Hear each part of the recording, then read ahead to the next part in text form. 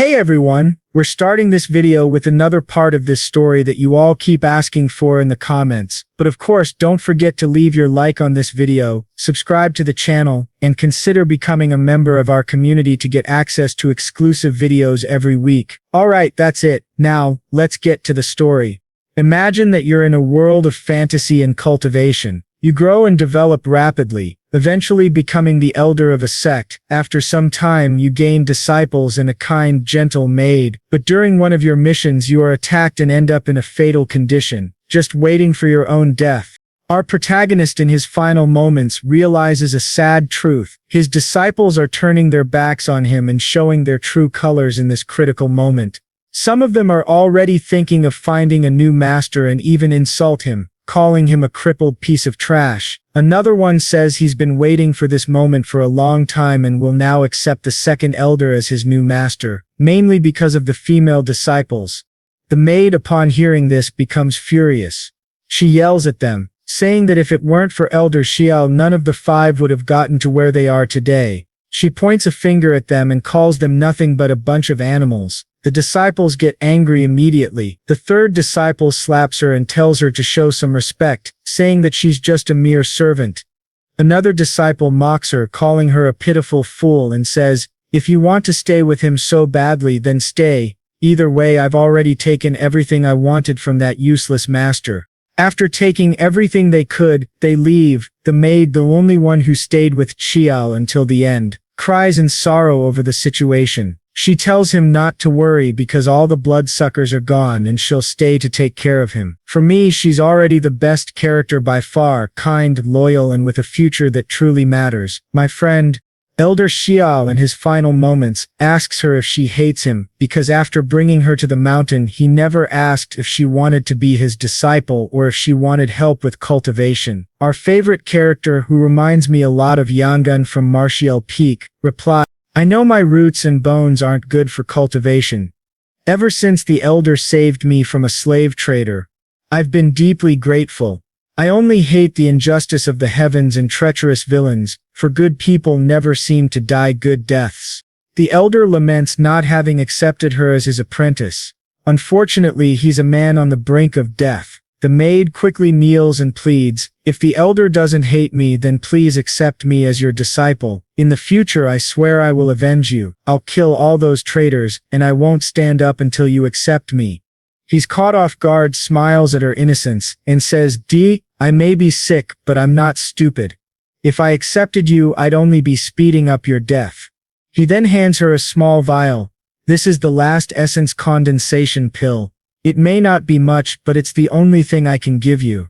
Z takes the vial and asks him to lie down carefully, but suddenly he feels a monstrous pain in his chest, spits out blood, and accidentally throws the vial away. It shatters, symbolizing his final moment with the maid. Z, "My vision is getting blurry, so this is what death feels like." Z, "You're crying too loudly. My ears hurt. I'm really angry that I didn't accept you as my disciple." And that's it, it's over. Music starts playing. What's this? Launching the official disciple bonus system. Wait a second.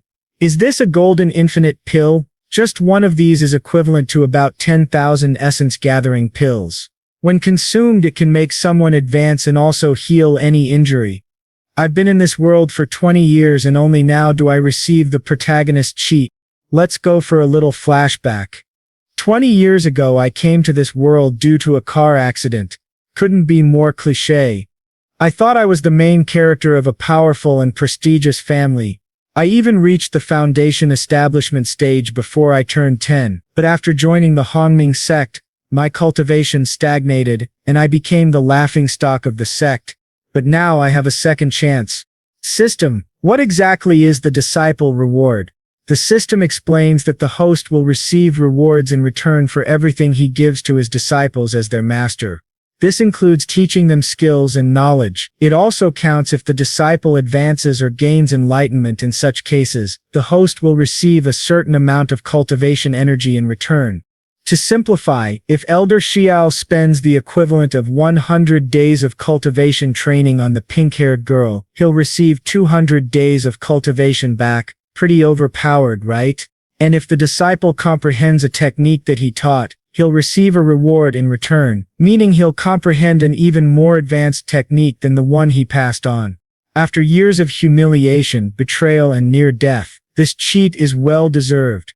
However, the system warns that he cannot use system-given items as a loophole to exploit it, meaning he can't just give an item to his disciple, get a better one as a reward, and then repeat the process endlessly. However, if the master teaches abilities that were granted by the system, and the disciple gains new insights on his own, then it still counts, allowing the master to receive a second reward. Now that everything has finally been explained, our Tien takes the pill and finally reaches the long-awaited Golden Core realm. At that same moment inside the room, Z cries and begs the elder to wake up. She promises that she will no longer insist on becoming his disciple, that she won't seek revenge, and that she doesn't need that pill, she just wants him to stay alive and be with her. Seeing this, the elder says, "You fool! Remember, the first thing your master will teach you is this: if you have enemies, you must take revenge with ferocity, and your vengeance must be twice as severe." They head toward the 6th peak of the Hongmeng sect, but there they encounter Yu Feng, one of the traitors of the master.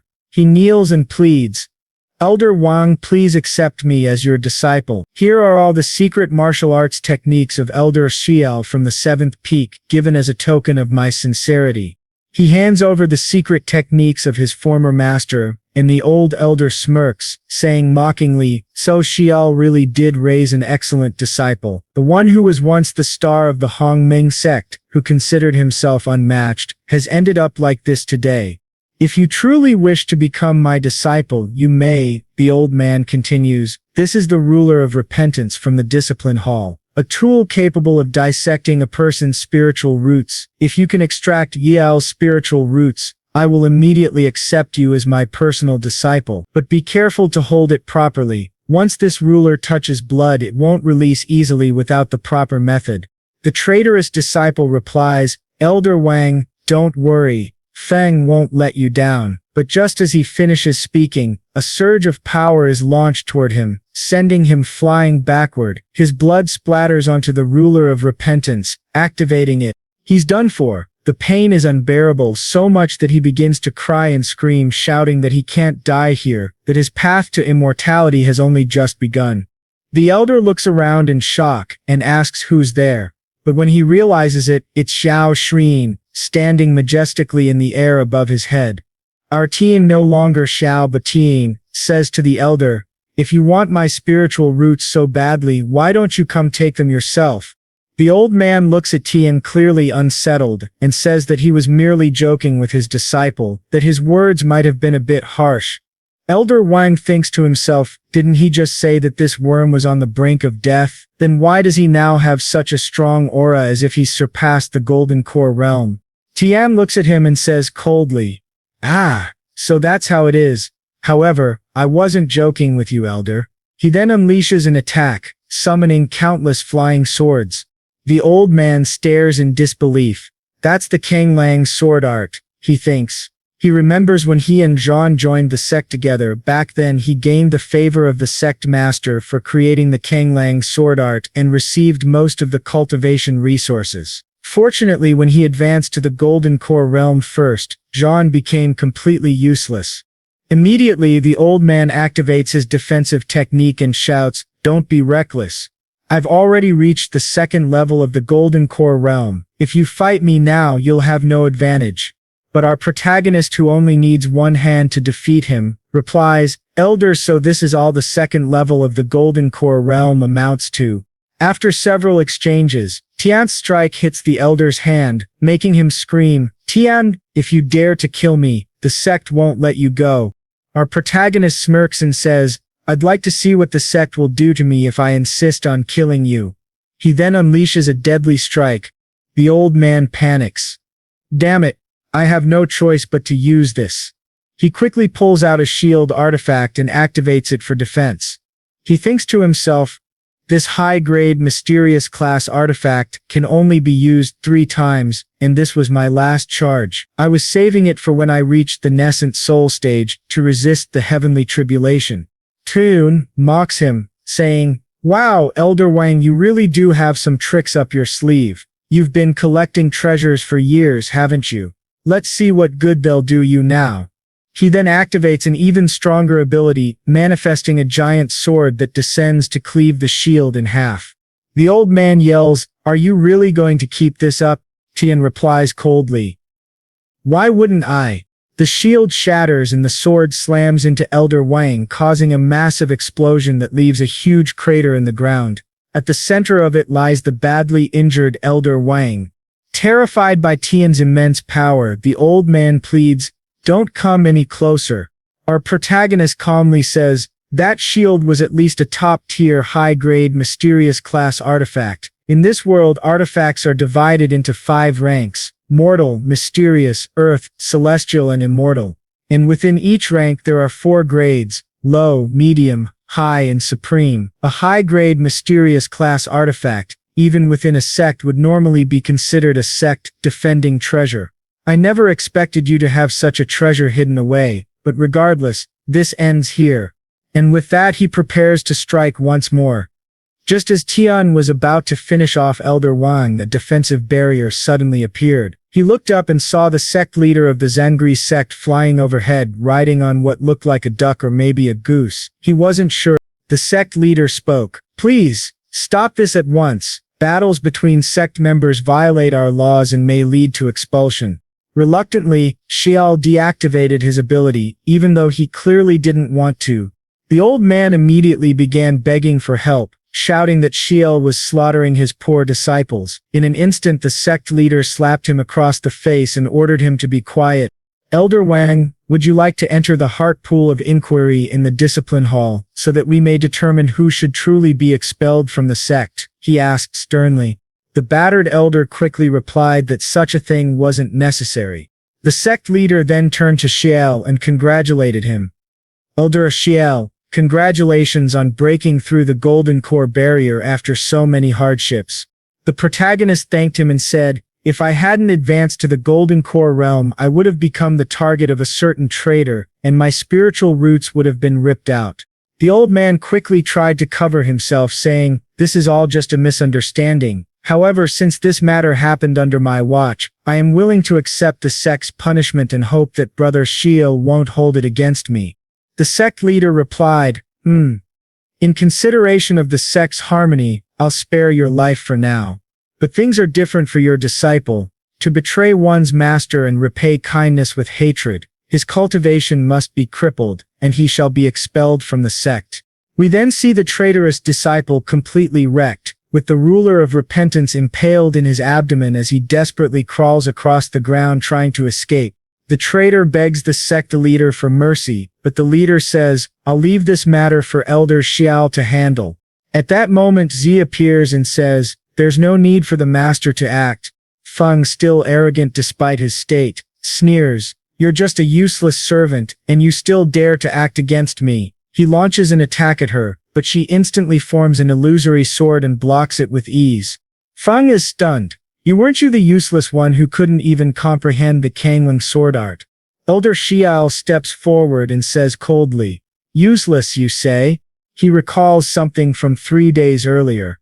Now that the protagonist's system hack had fully activated, he could see people's information bars, their identity, comprehension, spiritual roots, and talent. When he looked at Z, he was astonished. Her talent was innate immortal sword body, a rare and extraordinary constitution. To activate this power, she would need to reach the foundation establishment stage, earn recognition from the Lin family ancestor, and awaken the sword embryo. Surprised, he thought to himself, "An incredibly rare innate immortal sword body." "Master," she asked, "what is this innate immortal sword body?" He smiled faintly and said, "I just thought you might have some affinity with the sword. I'll find Feng now. I can't let you stay defenseless." Then he demonstrated slicing a tree cleanly in half. "This is a sword art I created years ago," he explained. "If you can comprehend even a little of it, that'll be enough." She tried to imitate the technique, and to his astonishment she succeeded. She had quickly grasped the introductory stage of the Kanglang sword art. As a result, the system rewarded him with the heaven-splitting technique, a high-grade mysterious level martial art. back to the present moment, Xiao thought to himself. She's the real treasure here. Our pink-haired heroine, striking a fierce warrior pose, said confidently, even with the master's guidance, you still failed to comprehend the art. Tell me, who's the useless one now? She then struck decisively, finishing him off. The first traitor was dead, his spiritual roots had been completely shattered. Master, she said respectfully, please verify it. Very well, Cao replied. The sect leader then declared, Elder Xiao has already delivered the punishment. Allow me to take Elder Wang for disciplinary action. But Tian interrupted. When did I say this matter was over? The sect leader frowned. Didn't you say you would spare his life? Yes, I said I would spare his life, Tian replied calmly, but I never said I'd let him walk away so easily. My dissatisfaction depends on the elder's sincerity and what he can offer me.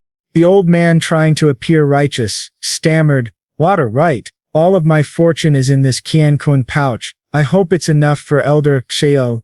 Tian smirked. Elder Wang, you truly are a wise and enlightened man. He took the treasure pouch from the old man and added, Farewell, old fool Wang. Then he left with Zia. Completely amazed, Zia said, Master, you were incredible just now. He replied, Let's rest for today. Tomorrow, I'll officially begin guiding your cultivation. The sect leader departed as well, telling Wang to take care of himself. The old man, furious and humiliated, swore he would never forget what happened that day.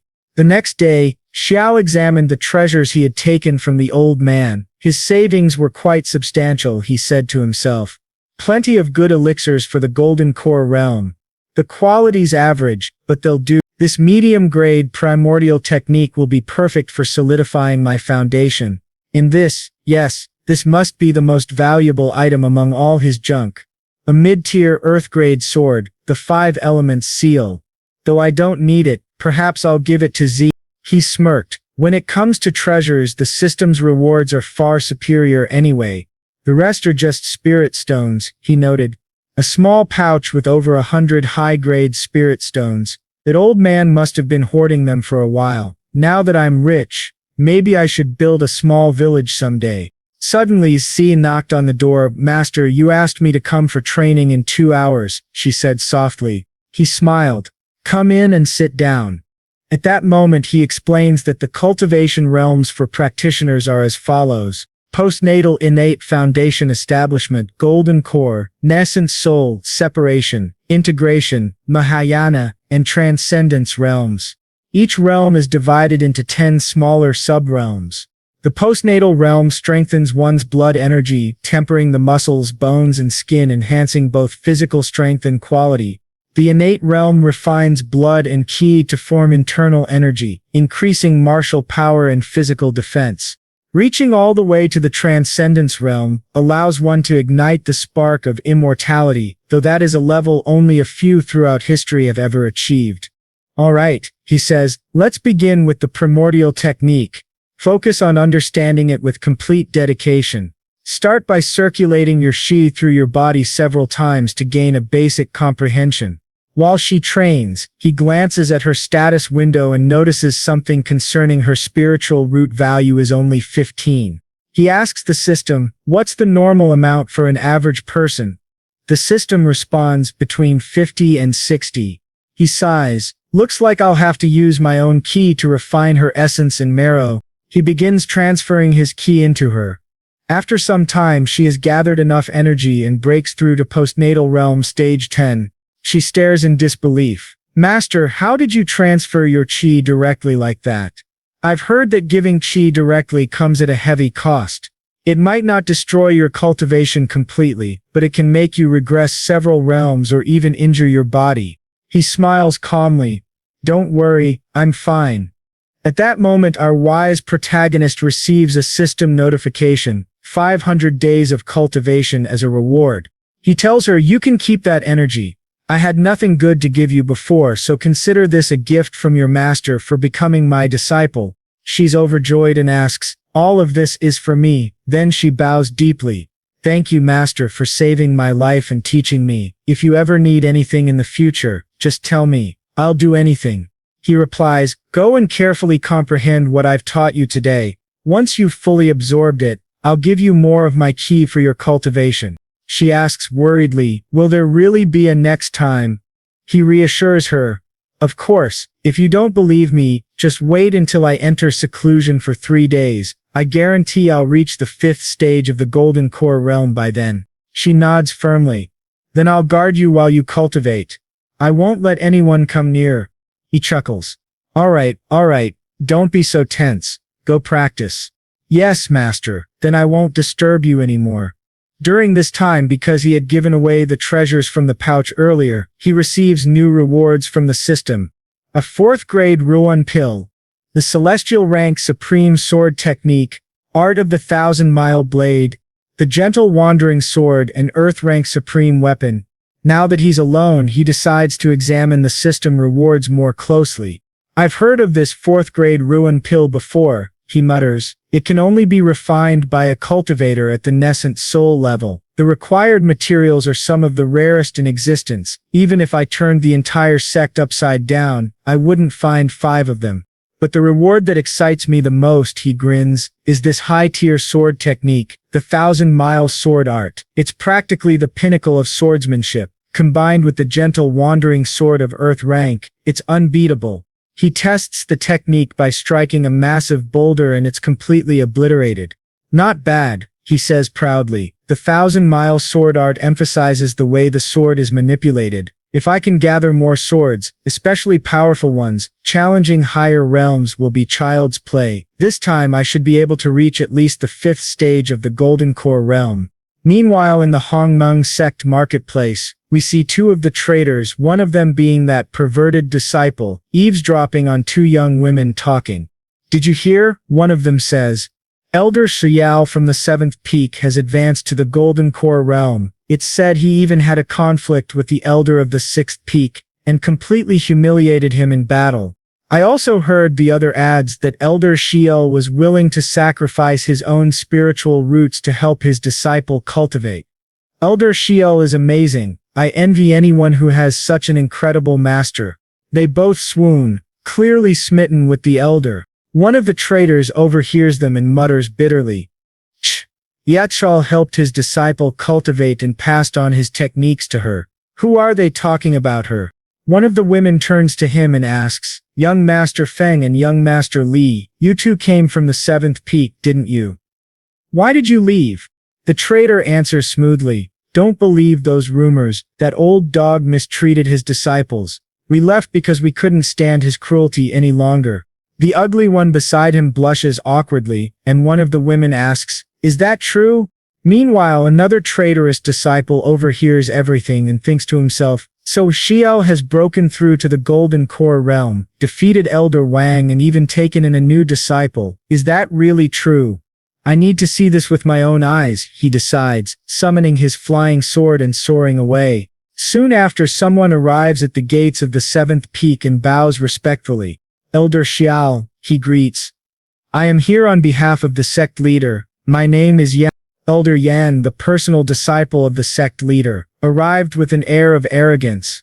"Elder Xiao," he said, "I came today to remind you of the upcoming Grand Sect competition, which will take place in 100 days. Please prepare accordingly. But forgive my frankness, your choice of disciple is questionable. Given junior sister Ran's limited talent, I fear that during the competition she'll be easily surpassed and left crying in defeat."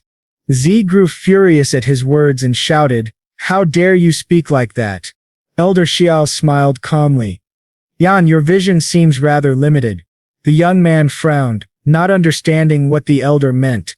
"My disciple was an ordinary mortal with no cultivation merely 3 days ago," Xiao explained, "yet now she has already reached the 10th layer of the postnatal realm. With such cultivation speed, I must ask you, Yan, do you still believe she is unworthy?"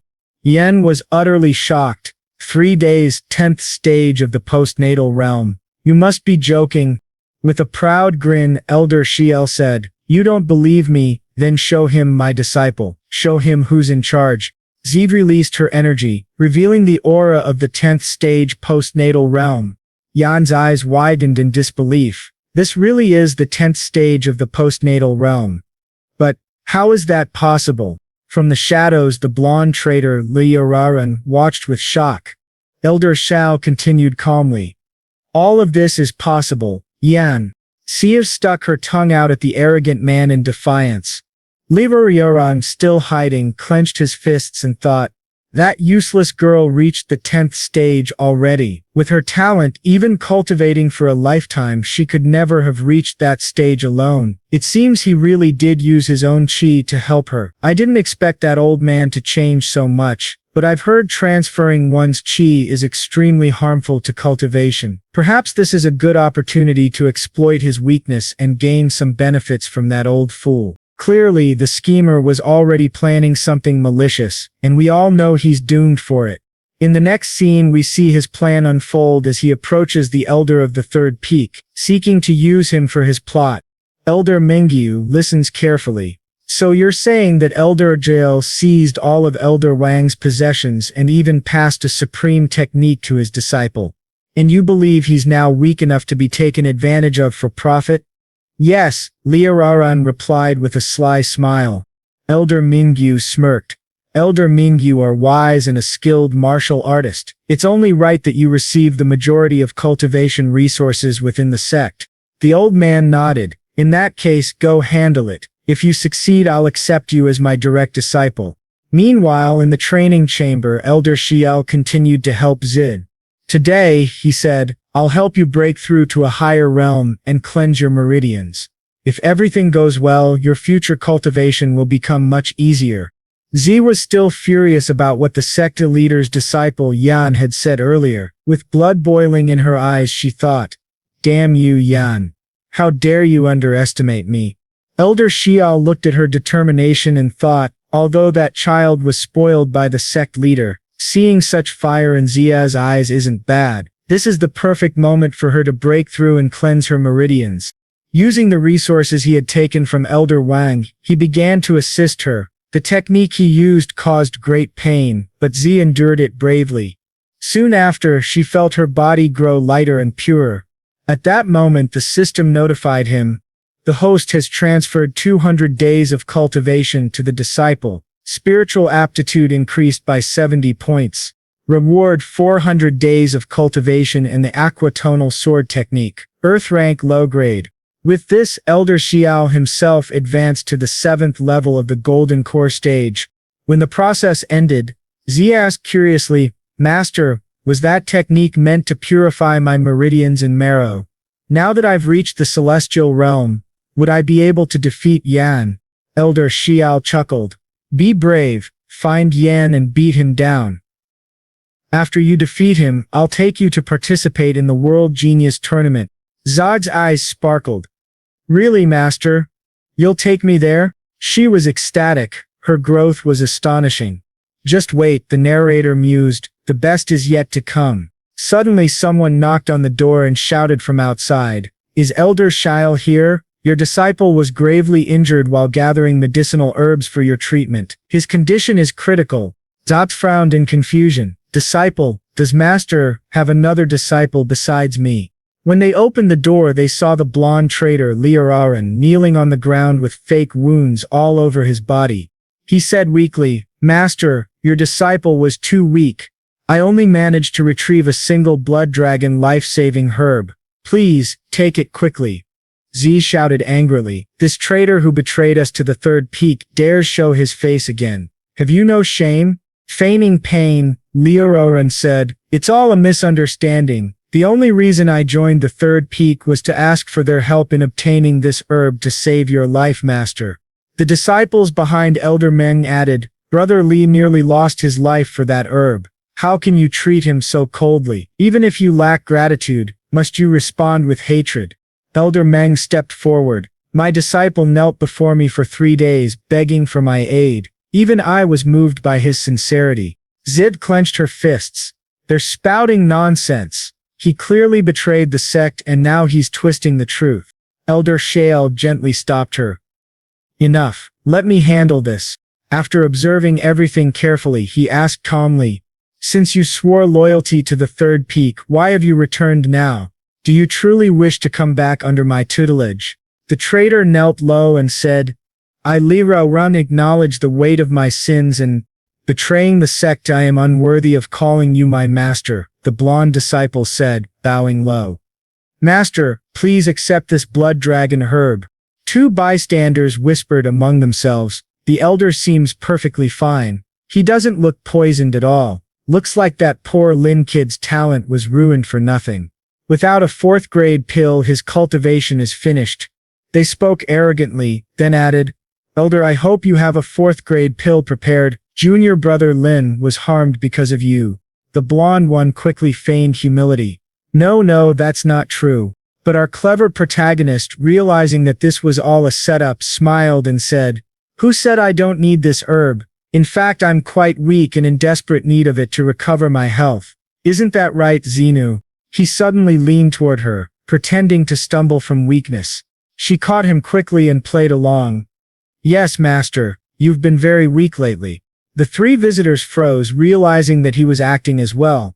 The blonde traitor gritted his teeth inwardly. When did this old man become such a shameless actor? Still, he thought, that herb wouldn't have worked anyway. If I can trade it for a fourth-grade pill, I won't really lose anything. Feigning concern, he continued. In that case, master, please take this herb and use it. It would be a waste for someone as unworthy as me to keep it. Elder Shiel kept up his performance, pretending to tremble from weakness. But after hearing that, he suddenly dashed forward, snatched the herb, handed it to Xenu and said calmly, Use this to make chicken soup for dinner. Xenu blinked, utterly confused. The blood dragon herb for chicken soup. Meanwhile, the system rewarded the old trickster for his cunning act. He received a second-grade blood dragon herb for giving the first-grade one to his disciple. The blonde continued, pretending to be emotional. I'm just glad to have helped my master. But Elder Meng, standing nearby, was furious. The two followers behind him protested.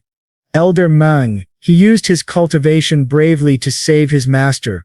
And now he's getting nothing in return. Shouldn't you defend junior brother Lei? Meng, frowning, said with fake righteousness, a human life is at stake. As members of the sect, how can we stand by and let him die? If word spreads, would the seventh peak ever accept disciples again? Elder Exial put on his best righteous master face and said, Since we were once master and disciple, how could I stand by and watch you die? After all, it's only a fourth-grade pill. However, I fear your severely injured body won't withstand the pill's power. How about I first cleanse your meridians and assist your cultivation instead?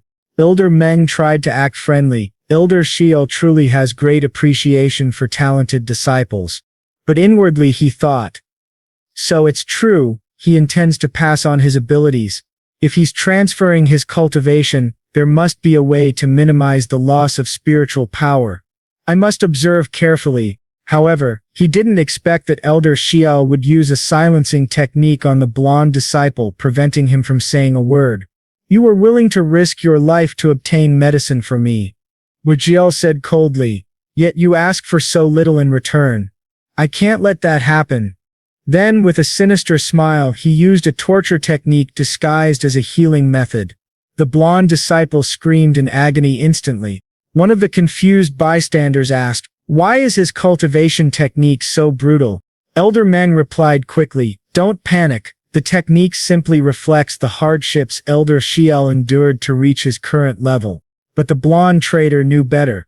He realized the old man wasn't healing him at all. He was destroying his meridians and devouring his cultivation. Unable to speak due to the silencing spell, he stared at Elder Meng with pleading eyes, begging for help. After completely draining the traitor's cultivation, Elder Shiel said calmly, all done. I've applied a very powerful technique to heal your body, but considering your low cultivation, you might not be able to withstand it. Take him back and let him rest. The blonde collapsed on the floor, his spiritual energy utterly destroyed. Elder Shiel, pretending again, sighed and said, that took a lot of my strength as well. Elder Meng, frustrated, thought, I couldn't comprehend that previous technique, but it's clear his aura has weakened. This is the perfect chance to strike. He lunged forward to attack Elder Shiel from behind. But our protagonist had been expecting this. With a smirk he turned and unleashed an even stronger blow, sending Elder Meng flying. "Elder Meng," he said mockingly, "as an elder of the sect, how could you use such despicable methods against a weak and defenseless person like me, someone who was only trying to help his dying disciple?" Elder Meng, realizing too late that his opportunity had been a trap, thought in horror, "How is his spiritual power so strong?" He was thrown violently across the courtyard. Elder Xiao dusted his robe and, as if nothing had happened, turned to his disciple. "Sinu, let's cook that chicken soup." The blonde traitor, barely conscious, looked at the other two disciples and croaked weakly, What are you waiting for?" One of them pulled out a hidden weapon Elder Meng had once obtained during his travels, a strange device that could only be controlled using a special technique. They charged toward Elder Xiao, activating the triple arrow technique, a weapon that no one had ever been able to counter. As the arrows flew toward him, Elder Xiao calmly sidestepped them. "Good thing I took that limitless golden pill," he thought. "It heightened my senses perfectly, allowing me to sense killing intent. Otherwise I might actually be in danger." The two attackers were stunned. How did he dodge that? They fired again. Ignoring them, Elder Xiao said coolly, "Sinu, use the Kanglang sword technique to the southwest." She immediately activated the technique and, almost by instinct, blocked all the arrows perfectly. Talented as she was, she managed to comprehend the first stage of the Kanglang sword intent. As a reward, the Elder granted her the Earth-grade mid-tier Dragon Spirit armor. The technique had only been taught to her for a few days, yet she was already able to grasp the sword intent. The other disciples were astonished and wondered, "How is this possible? Forget about the nascent soul realm, even in the spirit-severing realm, this is undetectable." Startled, Lauren tried to sneak away quietly, but she noticed and said, "Liaran, you betrayed your teacher and brought disgrace upon your ancestors. Now you dare to harm our master. That is unforgivable." She then attacked him using the sword she had received from the Elder and ended his life. The three remaining disciples were terrified and told her not to come closer, warning that the sect master would not let her go unpunished. One of them, still confused, said that both of them were only at the foundation establishment stage, while the Elder was at the golden core stage. "Why should we fear a cultivator of her level?" he asked. The other disciple replied, "Are you blind? Can't you see who's standing behind her?" Behind her stood none other than our incredibly powerful protagonist, radiating a terrifying killing intent. Zanuka, furious, said she would handle them for the master, but he stopped her and said, "Let me teach you something. Sometimes death is more convenient than living." He gave a cold, sinister smile. The two, trembling in fear, asked what he planned to do. He responded, "Are you regretting your actions now? Unfortunately, it's already too late." In the next scene, they are inside the sect leader's hall. Shell reported, "The situation is as follows. Mengu, in collaboration with a sect traitor, came to provoke us for no reason. To protect ourselves, my disciple and I crippled the cultivation of the two disciples. The sect leader, understanding the justice of our actions, surely won't punish us." He said this while the Elder Meng was kneeling beside him. The sect leader looked at the situation and said, "Elder Zhayal, although the traitor is dead, remnants may still remain. However, repeatedly violating the sect rules cannot be ignored." Elder Zhay respectfully replied, "Yes, Zhayoshan will follow the sect leader's instructions." The other elder, enraged, shouted that the sect leader was being biased towards San. "He's clearly twisting the truth and speaking nonsense. I visited him with good intentions, yet he killed my disciple, violating sect rules. He should be expelled as punishment."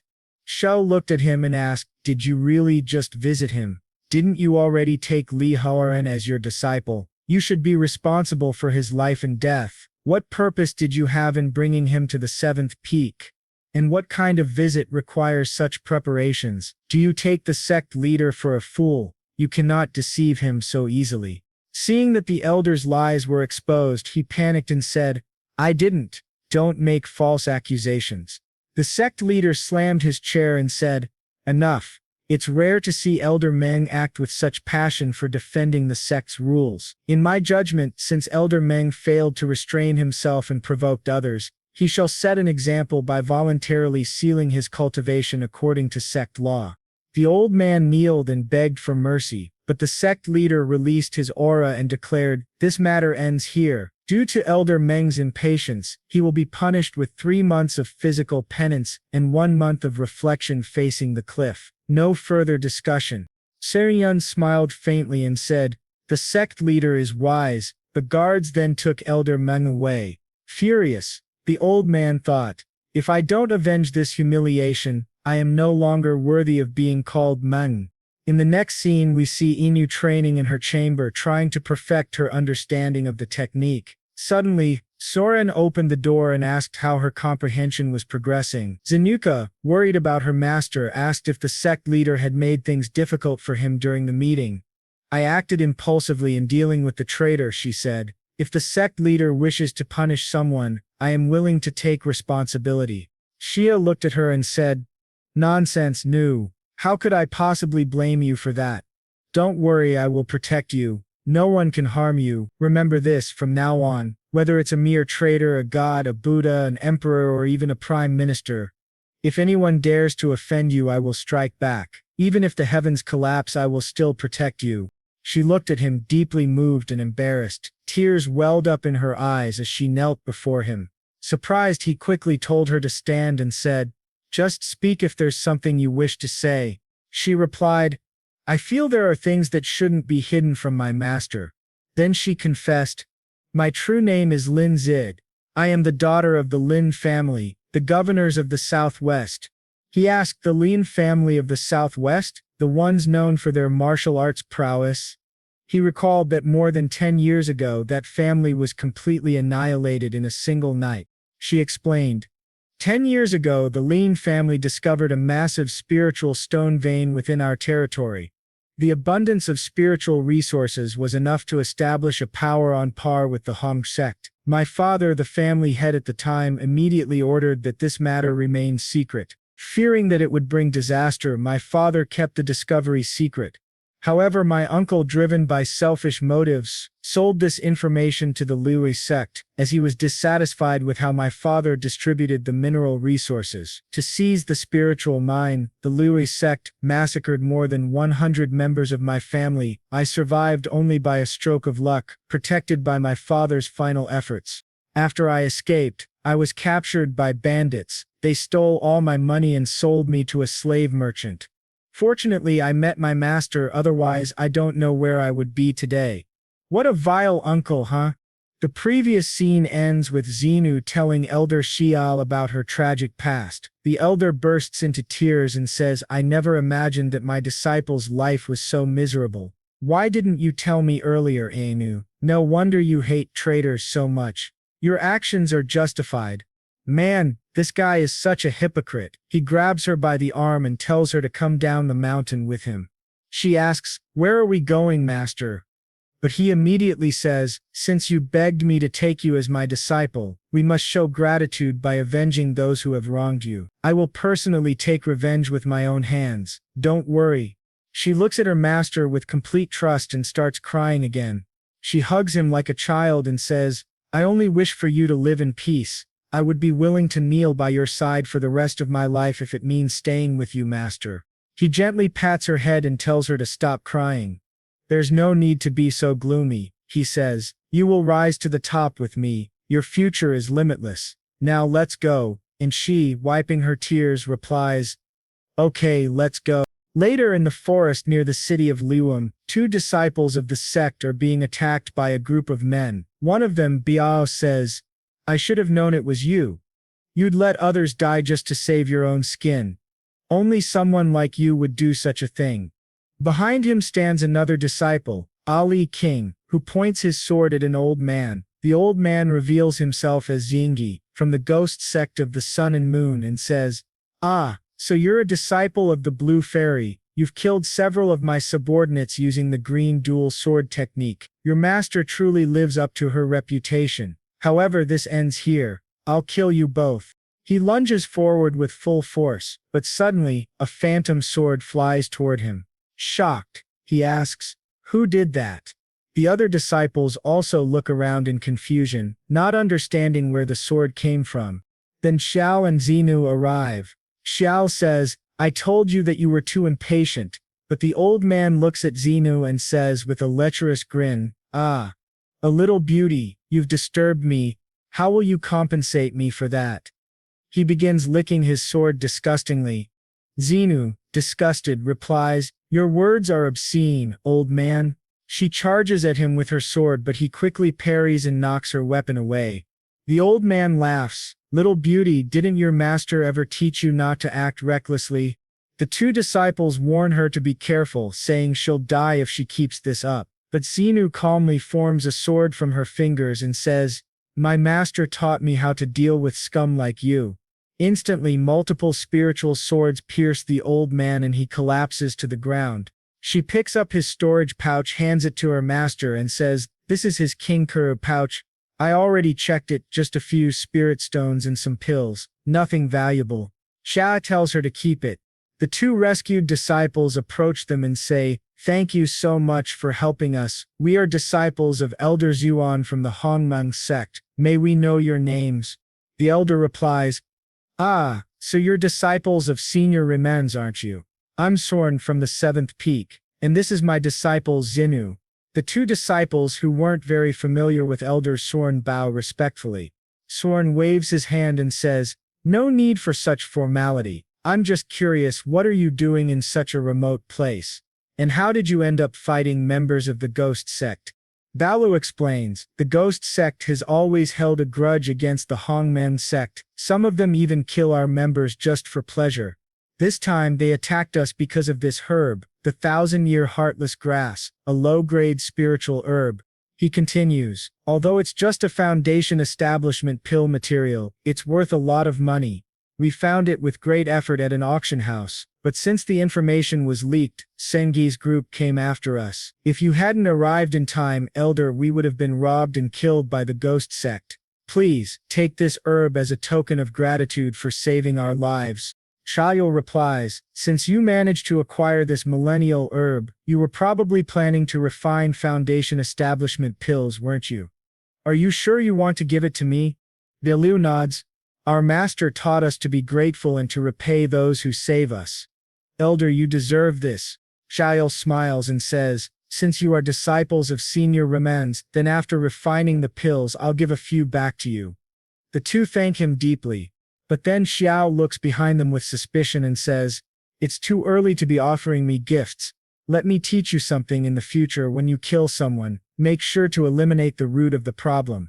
He throws a phantom sword into the woods, splitting a tree in half, and two hidden figures are revealed. A woman wearing an ugly hat and a shirtless man. Both are terrified, realizing they'd been caught spying. The woman kneels and shouts angrily, How dare you act so arrogantly before me when you're only at the early stage of the Golden Core realm?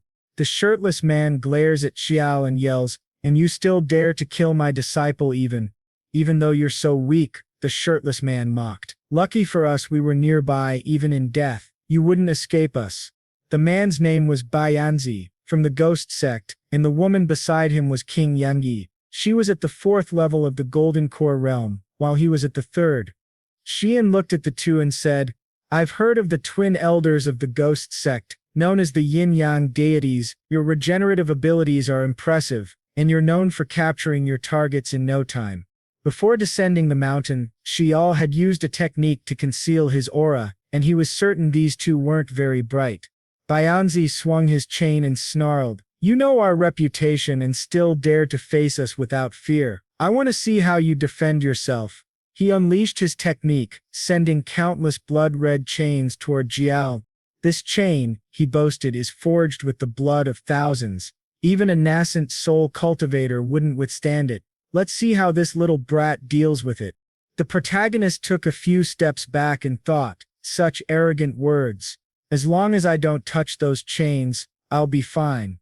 But before he realized it, skeletal hands emerged from the ground, gripping his legs tightly. The woman, surrounded by countless tormented souls, smirked and said, My soul-feeding staff is forged from the sacrificed souls of many children, the elderly, the young. Once you're caught within its grasp, you'll never escape. Yang looked at them and said calmly, Ah, So you two can actually coordinate attacks. Not bad. King Yangi grinned wickedly. Then suffer until death, she hissed. Now completely surrounded by chains and skeletal hands dragging him down, escape seemed impossible. The three nearby disciples trembled in fear and shouted for him to be careful, but Xiao only smiled faintly. He drew his spiritual swords and threw them forward. The swords sliced through the chains effortlessly and flew straight toward the two enemies. The woman's expression shifted. Careful, she warned, but Bayanzi laughed. Ha! Spiritual swords? How naive, as if that could hurt us. Before he could finish, one of the swords pierced straight through his spiritual defense and impaled his head. He dropped dead instantly. The woman froze in terror. How can a spiritual sword possess such power? This is bad, she thought. Panicked, she turned to flee, her face twisted with fear. Shao smirked. Oh, you think you can run? Don't even dream of escaping from me. He unleashed a golden sword spirit toward her. Desperate, she pulled out multiple weapons from her staff to block it, activating a pentagram formation surrounded by floating blades. But Xiao shouted to the souls trapped within her weapon. Once this technique breaks, you'll all be free. The enslaved souls heard his words and realized this was their only chance for release. They turned against their master, swarming her. King Yangi screamed, "What are you doing? He's the enemy." But it was too late, the spirits devoured her alive. Moments later she was gone, consumed by her own vengeful souls. Xiao looked at the lingering spirits and said gently, "Go now, reincarnate and find peace." The two disciples stood speechless. The two powerful ghost sect elders, known for their deadly strength, had just been slain by Yeo with only 2 moves. They whispered among themselves, could Elder Suan already be at the nascent soul realm? Xinyu, beaming with joy, collected their weapons and said, "Here are all their treasures, master." The protagonist chuckled, "Not bad, my obedient disciple. You can keep them. There's also a pouch that belonged to Zangi. It's yours now." Her eyes sparkled as she bowed gratefully. The two disciples, however, were stunned. How could Elder Xiao just hand over so many powerful treasures to his disciple? They thought, does the 7th peak have so much wealth to spare? Xinyu opened one of the pouches and said, "There are over 10,000 low-grade spirit stones and several elixirs inside, but master, how could I possibly use all of this by myself?" He smiled. "I've already given them to you, do with them as you wish." Meanwhile he silently checked his system, which displayed his rewards: 1 immortal nutrient pill level 4, a king ring with a capacity of 15,000 cubic meters, 5 millennial heartless herbs, and 2,000 absolute grade spirit stones. There were 4 grades of spirit stones: low, mid, high, and absolute. The exchange ratio between each level was typically 1 to 100, which meant he now effectively possessed the equivalent of 2 billion low-grade spirit stones. He grinned widely. "Now, I'm rich." Later Xenu approached her master and said, "I already have the best King Kun ring. May I give these 2 storage pouches to those disciples?" The 2 disciples blushed in embarrassment. "We couldn't possibly accept such gifts," they said. "We're far too poor to own something as valuable as a storage artifact." But Xiao patted Xenu's head and said, "It's fine, you can do as you please." She handed the pouches to them, saying they should keep them safe. Watching her, Io thought, "Xenu and I make quite the good team." After the protagonist and Xenu left, the 2 disciples sighed and muttered, "Damn it, if only we had joined the 7th peak, we'd be rich too." Later in the city of Loyum, inside an alchemy chamber, Xenu asked, "Master, what are you doing here?" He replied, "The millennial heartless herb we obtained can be used to refine foundation creation pills for you. To prevent the medicine from losing its potency, we should refine it right away."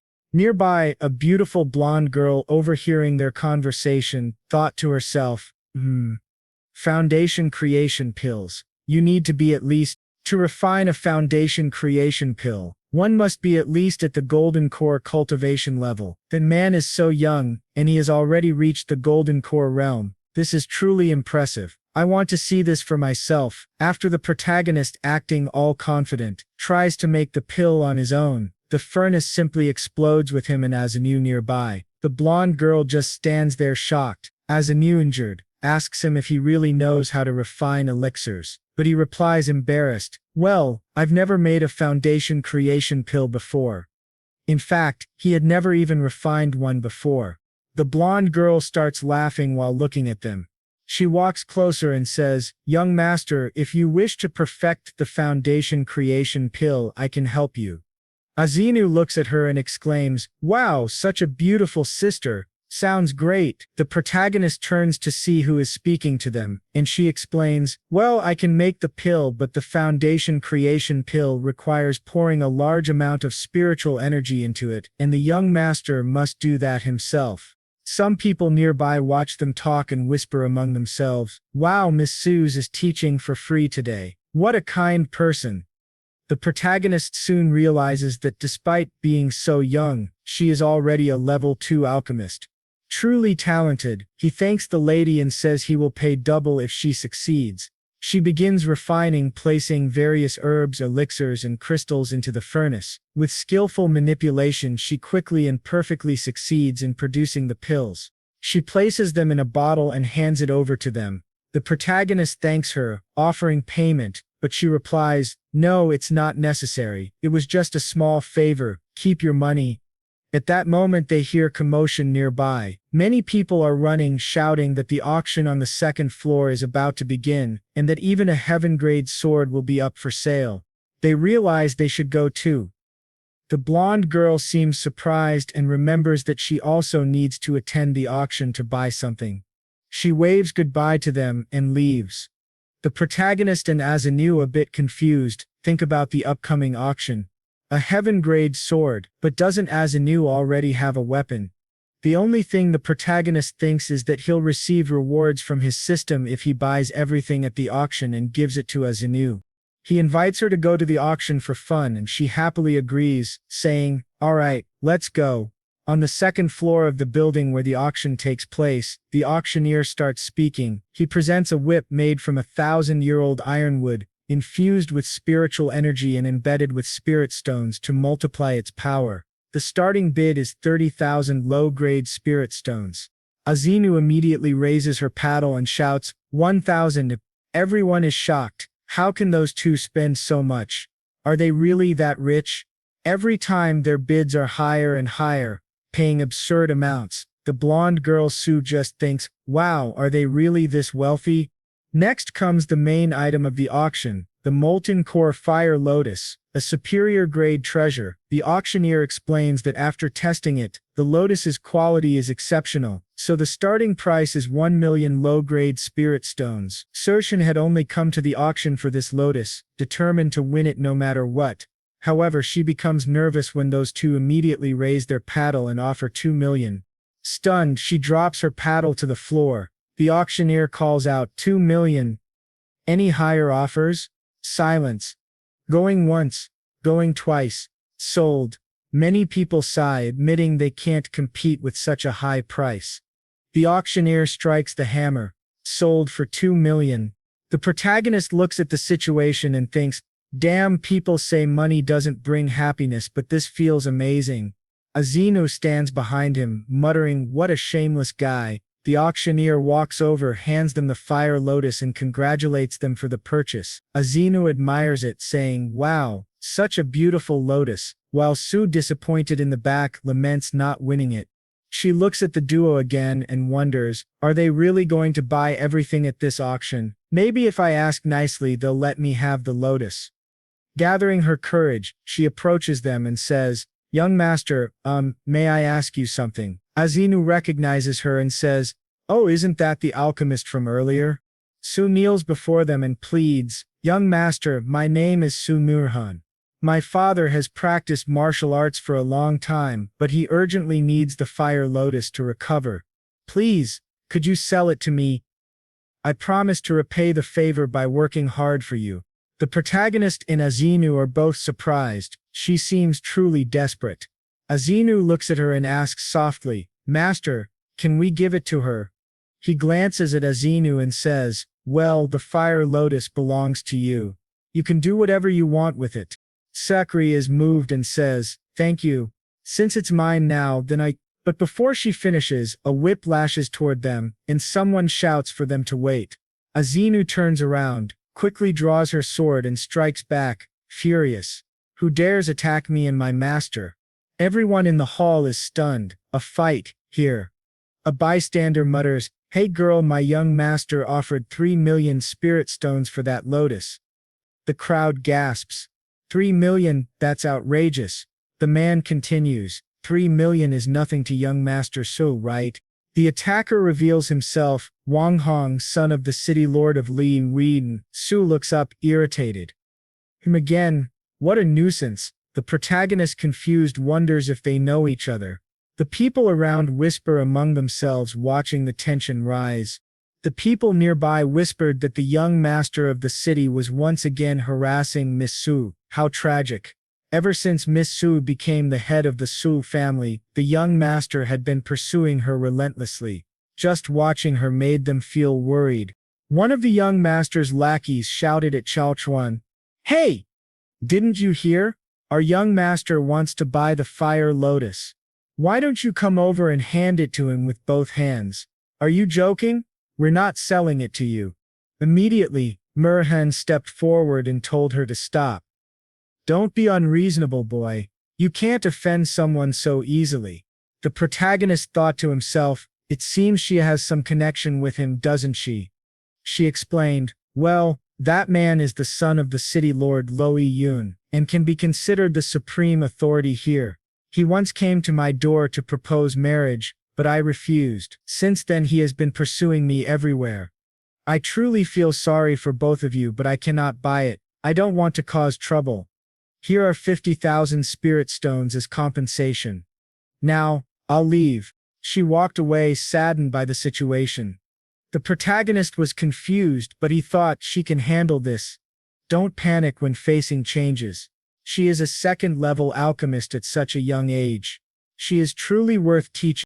Just as she was leaving, the protagonist called out, "Wait, miss, I will give you the fire lotus and handle the young master for you, but there's one condition."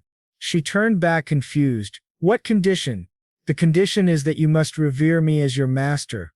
His red eyes glowed intensely. She was surprised and said, "Wow, that's it?"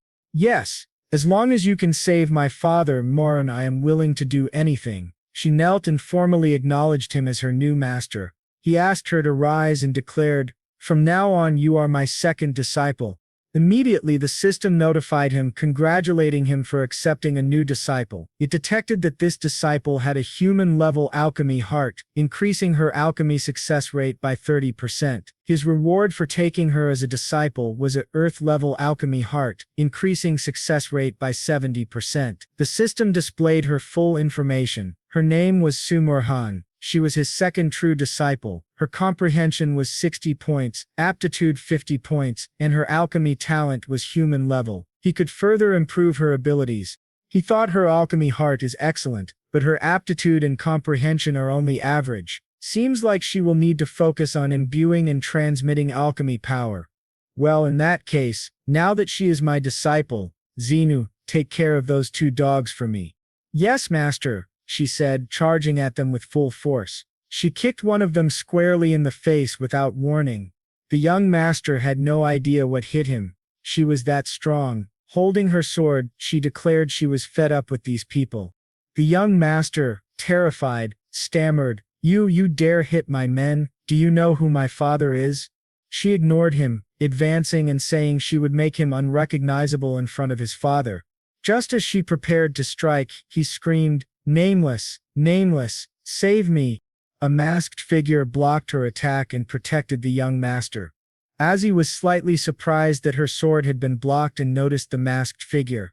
The protagonist realized he was not facing a weak opponent. The masked man was at the first level of nascent soul.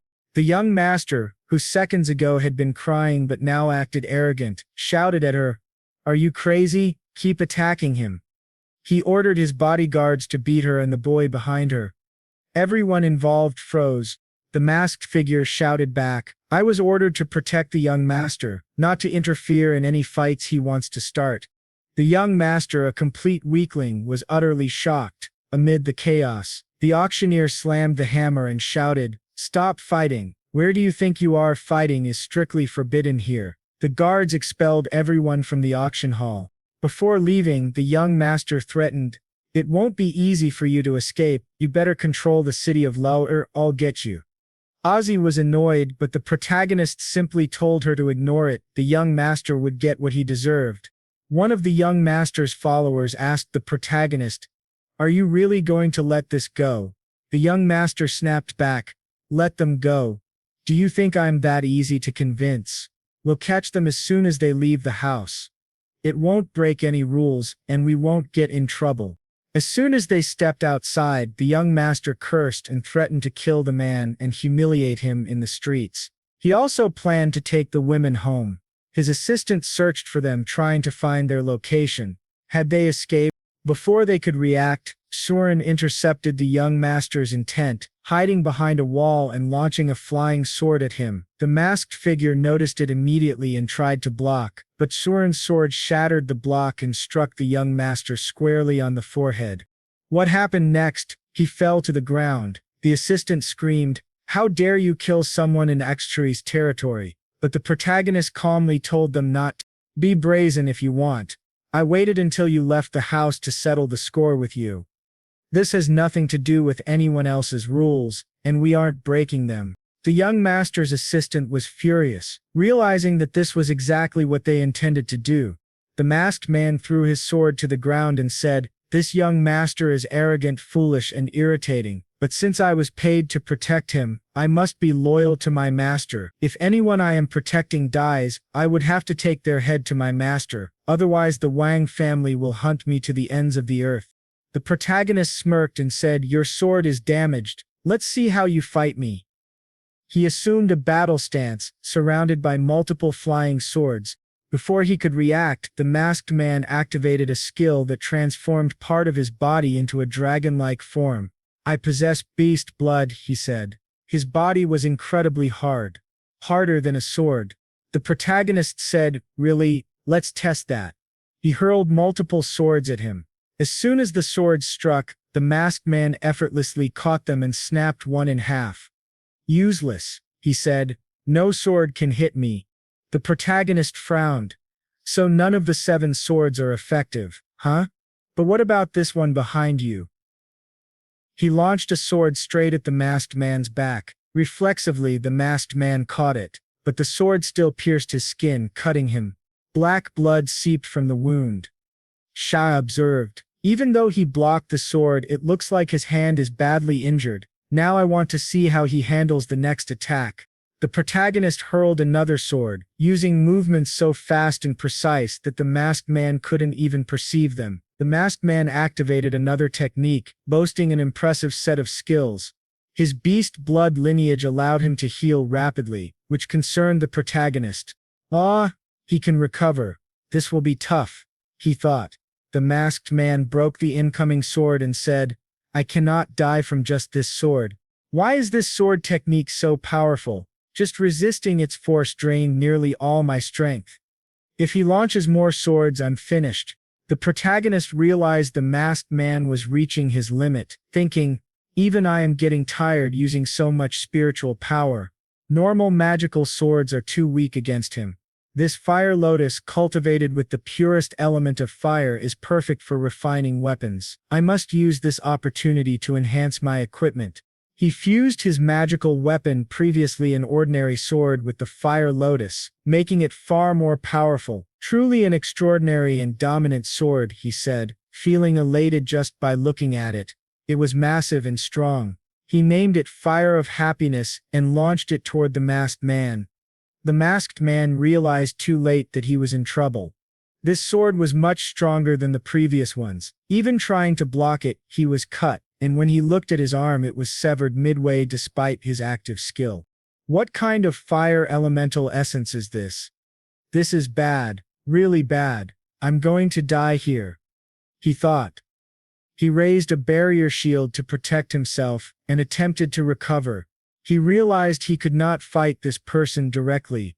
The protagonist activated another skill, and the sword returned.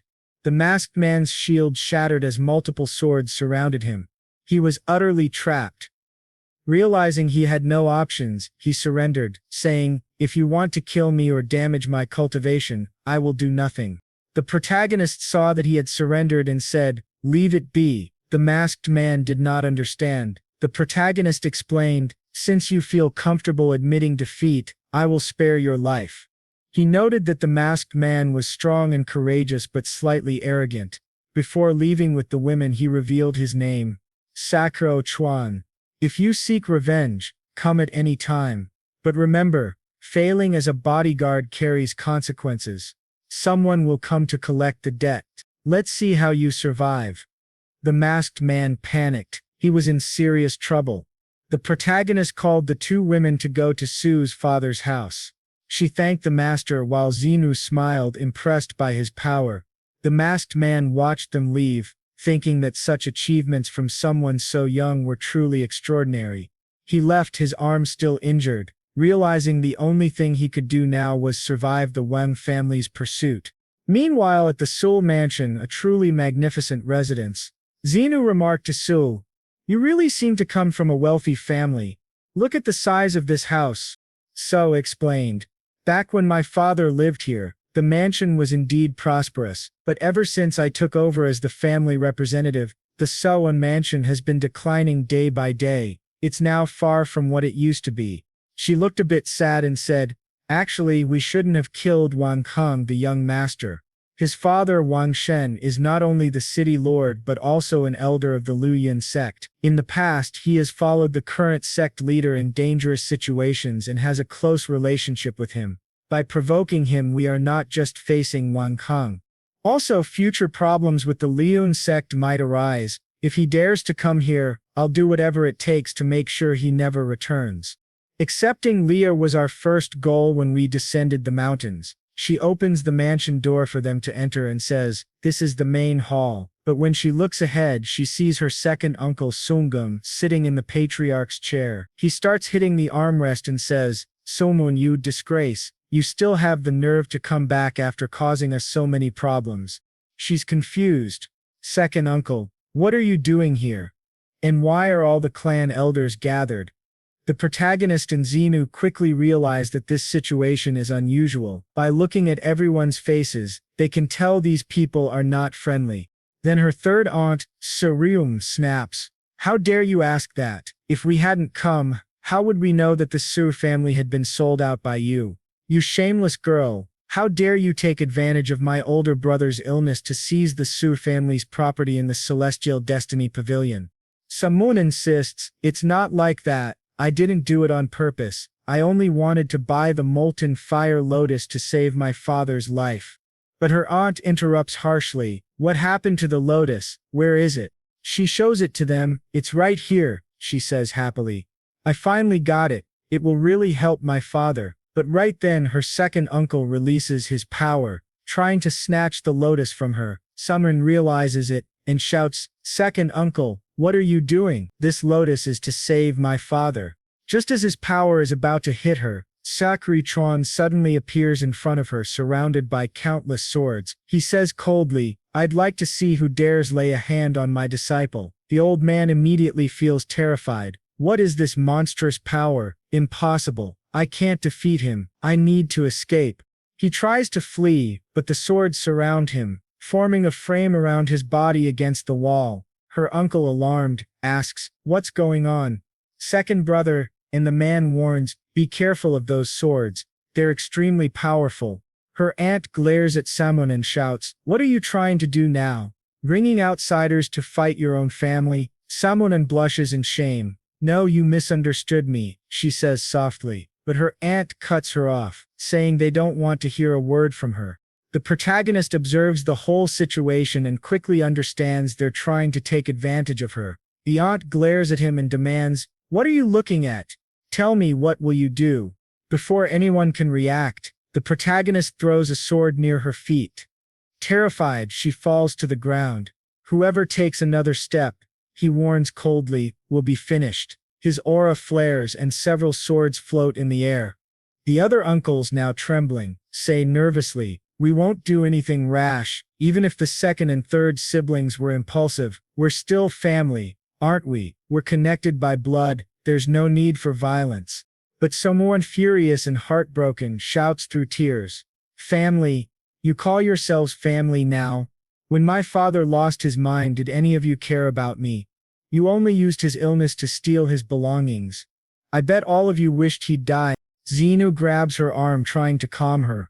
"Stop talking," she whispers, but someone continues, "You're all shameless, worse than animals."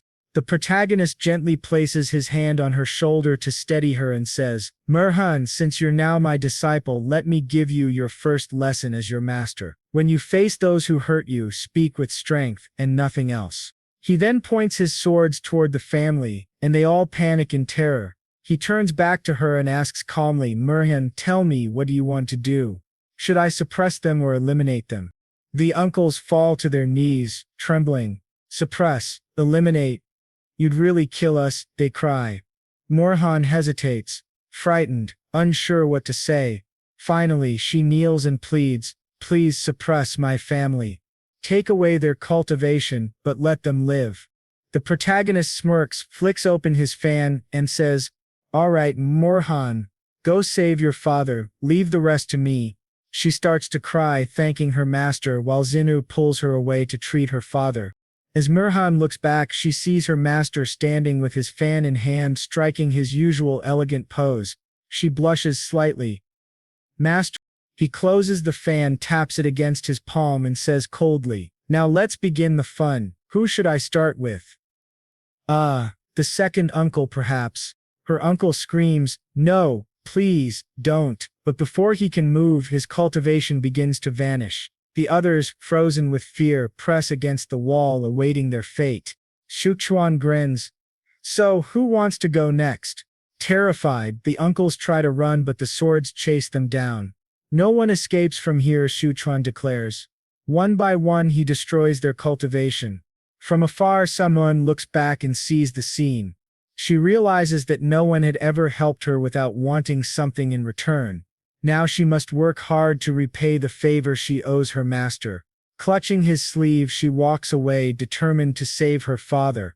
After some time, inside Sui's father's room, Suzinan, he was still asleep. Sumian felt sad and shaken because he hadn't woken up or shown any signs of recovery. Then Xenu entered and said, "Sister, all your family members have lost their cultivation and are now imprisoned in the dungeon." Sanmu thanked her master and said that was enough. Sanmu approached her and asked, "How's your father? Is he all right? Has he woken up?" But Sanmu, with a heavy heart, replied that he still hadn't awakened, and she didn't know what was going on. Even after giving him the lotus, there were no signs of improvement. The protagonist then stepped forward and asked if he could take a look. She agreed.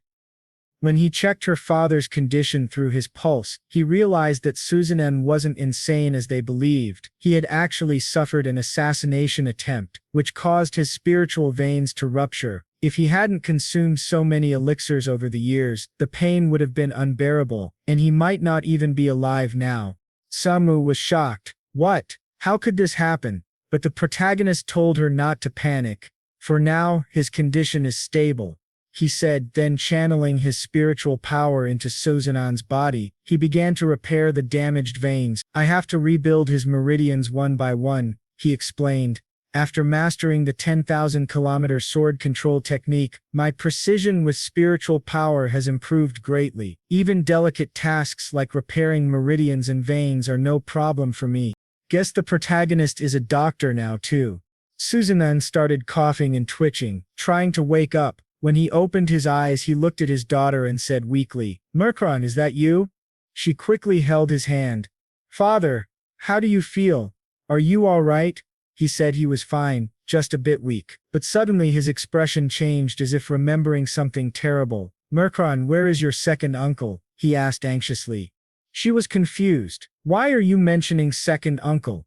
He explained, "In recent years I've been working to improve the formula of the restorative elixir, and I finally made some progress. My newly developed elixir requires low-quality materials but very high cultivation and alchemy skills. Since I didn't have enough cultivation, I asked your second uncle for help, but unexpectedly he attacked me from behind while I was refining the elixir. I had no hostility toward him, not in the past nor recently, but I suppose he hated me because our father chose me as the head of the Soup family instead of him.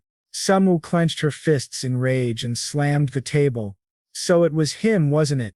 The protagonist stroked his chin thoughtfully. A restorative elixir. Huh? That should be a third-level elixir. It could be a great way to strengthen Somu's foundation in alchemy. I'll need to make some preparations. And so, the scene concluded with the elder helping his new disciple Su Murhan get rid of her treacherous uncles and save her father from death. Afterwards, he discovered a way to help his disciple grow stronger and more talented by investigating the formula her father had mentioned. Of course, he expected to receive some rewards in return. He wasn't a fool. After Suzinan spoke about the formula, the protagonist asked to borrow it, but Suzinan, still confused, asked who he was. Murhan quickly explained, "He's my new master, Elder Hong Men, the one who saved you." Suzinan's face lit up with joy and gratitude. He thanked the protagonist not only for accepting his daughter as a disciple but also for saving his life. Then he walked to the corner of the room, knocked twice on a wooden panel, and revealed a hidden compartment. That's where he had kept his secret scrolls. The old man was no fool. He handed over the formula, saying, "Since you saved my family, I gladly give you this formula as thanks." The protagonist immediately asked, "Were you unable to perfect it?" Suzinan sighed, "I was very close, but unfortunately my brother interrupted me before I could finish." The protagonist, who had gained immense alchemical knowledge from his system, smiled and said, "No problem, just add yellow field grass, and it'll be perfect." Hearing that, Murhan suddenly understood the improved version of her family's recipe. Her alchemy talent instantly rose to the mysterious level, exactly what her master had hoped for. As a reward, the protagonist himself gained celestial-level alchemy talent. There was quite a win. With just a small bit of guidance, he had managed to unlock her hidden potential and enhance his own power. Now he even had new ideas for creating his own unique elixirs. Suzinan, looking emotional, said to his daughter, "I'm sorry for leaving you to handle the Suzin family alone all this time." But Murhan smiled softly. "I only wanted to take care of you, father. I have no regrets." She explained that she had even mortgaged the family pharmacy to pay for his treatment and apologized, saying, "The So family might never rise again because of me." But the protagonist quickly interrupted their sorrow with a grin. "Don't be so gloomy. I've got a great idea, one that'll help the Su family rise faster than ever." With his usual cunning look, he continued, "We'll recruit alchemy apprentices and have them sign lifelong contracts forbidding them from revealing our formulas. If they refuse, we'll make them sign non-compete agreements so they can't use our recipes outside our territory. Otherwise," he smirked, "we'll deal with them our way." The three looked at him in confusion. Then Shu Trun, with his sly grin, added, "Soon everyone will know how powerful we are." After that, he prepared to leave and told Murhan to get some pills ready for testing. Then he called Xenu, saying he needed her help with something important. Later, the two of them were in the dungeon. The protagonist said to Xenu, "If you can't finish practicing your sword tea today, we're not leaving." After a long time, Xenu finally began counting under her breath, 9,009 to 99 to 9 to 9 to 9 to 9 to 9 to 9 to 9 to 9 to 9 to 9 to 9 to 9 to 9 to 9 to 10,000. And with that, she had gained the ability to. Zhuchuan unleashed his technique, one sword of 10,000 blades. Thousands of swords floated in the air, gleaming with killing intent. The one in their sights was Surhan's uncle, who was absolutely terrified at that moment. The protagonist said calmly, "The next step is to merge them all into one giant sword." The swords began to converge, condensing into a massive blade above them. Both Shuchuan and Murhan smiled proudly as the technique succeeded, but Murhan's treacherous uncle was practically shaking in his boots. Shou Chuan looked at him coldly. "When you hurt Murhan's father, did you ever think a day like this would come? Now throw the sword." Murhan took a deep breath and hurled the sword toward her uncle, but missed. Her uncle screamed desperately, begging for his life. Furious, Murhan tried again and again, each time coming closer. One swing barely grazed him, dangerously close to a very sensitive spot, making the man scream in agony. He was already on the verge of collapse, begging for death, but she couldn't seem to hit him cleanly. She kept trying, over and over, for what felt like half an hour. Finally, one last strike pierced him through. The wretched uncle fell and Merhan had done it. She had mastered the Manlin sword technique. As a result, the protagonist received tenfold mastery of the sword technique and obtained a flexible finger blade, a top-quality Earth-grade weapon. Now, with two flexible swords in his possession, he thought to himself that he could combine them into one and become even stronger. He chuckled. Isn't this way easier than cultivating myself? It was clear he much preferred sitting back and collecting rewards. Afterward, he called for Xenu to check if Murran needed any assistance. Meanwhile, in another scene, at the mansion of Lord Louis, three servants carried in the body of the young master from earlier chapters. Trembling, they stood before the city lord and said, "Young master has been murdered." The city lord exploded with rage. "You useless fools, I pay you to protect him, and this is what happens. If you don't bring me the assassin's head, you won't leave this place alive." The servants shook with fear, realizing they were doomed. One of them stammered. It was done by Xiao Xuan, an elder of the Hongmeng sect. The man in the mask, Ming, fought him but was defeated within a few moves. "He's too strong. We couldn't stop him." The city lord's fury flared as his golden core aura erupted, sending the servants flying across the room. If that's true, he thought darkly, and this Xiao Chakran really defeated Ming in just a few moves, then his strength is far beyond what I can handle. He kicked the servants aside and roared, "Get out of my sight." His eyes burned with hatred.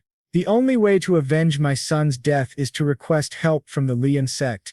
He immediately set out toward the Lian sect, ordering his men to send invitations to all the noble families in the city, even to the Su family, with the goal of targeting Xiao Xuan. His face twisted with rage, veins bulging. He swore, "I'll avenge my son. I'll tear Xiao Xuan to pieces." At the same time, back at the Su family mansion, a magnificent place by the way, they received an invitation from the Wang family to attend a banquet that evening to discuss the current state of the family. Sorhan grew uneasy when she read it. Clearly this banquet was meant to draw her master out. Xenu, fired up, shouted, "We have to leave the city now. Let's go straight to the Wang estate and crush those bastards ourselves. I want to see what that old Wang thinks he's doing." But Shuchuan, calmly eating his boiled egg, replied, "No, I can't refuse such an invitation. Of course I'll attend." Xenu blinked in disbelief. "Master, are you really going to that banquet?" He gestured for her to sit down and said, "Lian Shen will be there. Don't you want revenge?" Marhan's eyes widened. "Lian Shen, the uncle who betrayed our family. That filthy traitor will be there." Sakari Shan twirled his fan and smiled slyly. He trusts too much in the power of the Liuan sect, thinking they're unstoppable. That arrogance will be his downfall. "So what do you say, Xenu? Care to join me and stir up a bit of chaos at this banquet?" Xenu's eyes gleamed with battle intent. "I'll do whatever my master commands." Merhan, however, looked uneasy, a bad feeling forming in her chest. "I have a feeling someone's going to get hurt tonight," she thought. The protagonist turned to her. "How's the pill production going?" Merhan reported, "So far we've reclaimed 17 of the Su family's old pill factories. We're still recruiting alchemy apprentices, and earlier this afternoon we released the recovery pill for sale. We sold 50 bottles and earned 5,000 low-grade spirit stones." He frowned slightly. 50 bottles? That's far too few. "Have you analyzed the reason?" She nodded. "Yes. The primary function of the Shen pill is to clear the mind and regulate internal energy. Its uses are somewhat limited. Also, today was only the first test sale." With his growing alchemical knowledge, Shu Tran pulled out several recipe scrolls of his own creation. Handing them to her, he said, "These are improved third-level elixirs." Han's eyes sparkled with joy. "All of these are for me." She flipped through the recipes and gasped. "This one's a refined golden core pill. The healing effect is at least 10 times stronger than the traditional one. It can easily save a person's life." She looked utterly amazed, realizing these pills would sell like crazy. Meanwhile, Suchuan was grinning to himself. "I love money and money loves me." Ah, the blissful life of Suchuan. Lying down and collecting money is just around the corner. Now it's nighttime, and they are heading to the city lord's mansion. Upon arriving, they go with Suyen's father and are greeted by the city lord Wang. He greets brother Suyen as distinguished guest, saying he was worried when he heard that Suye had fallen ill. Unexpectedly, after recovering from the illness, the family's elixir business has once again reached a higher level in the city. Truly a great blessing. In the back stands that treacherous uncle, the one responsible for the death of their parents. X watches him closely, observing his every move. Han's father steps forward, thanking the city lord for his concern. Then, with a shameless grin, the city lord turns to greet X personally, saying, "So you're the man of the rumors, the one who helped the Su family rise again. The man who took Suren as his disciple and helped her reach level 3 in alchemy, isn't that right, Mr. Sha?" Suren looks at him seriously and replies, "That's right, you are very kind, aren't you?" That long-nosed man in the back thinks to himself, "So this is Yuan, this is the man the city lord invited to tonight's banquet." The city lord personally invited Golden Core elders from the Lui sect to assist.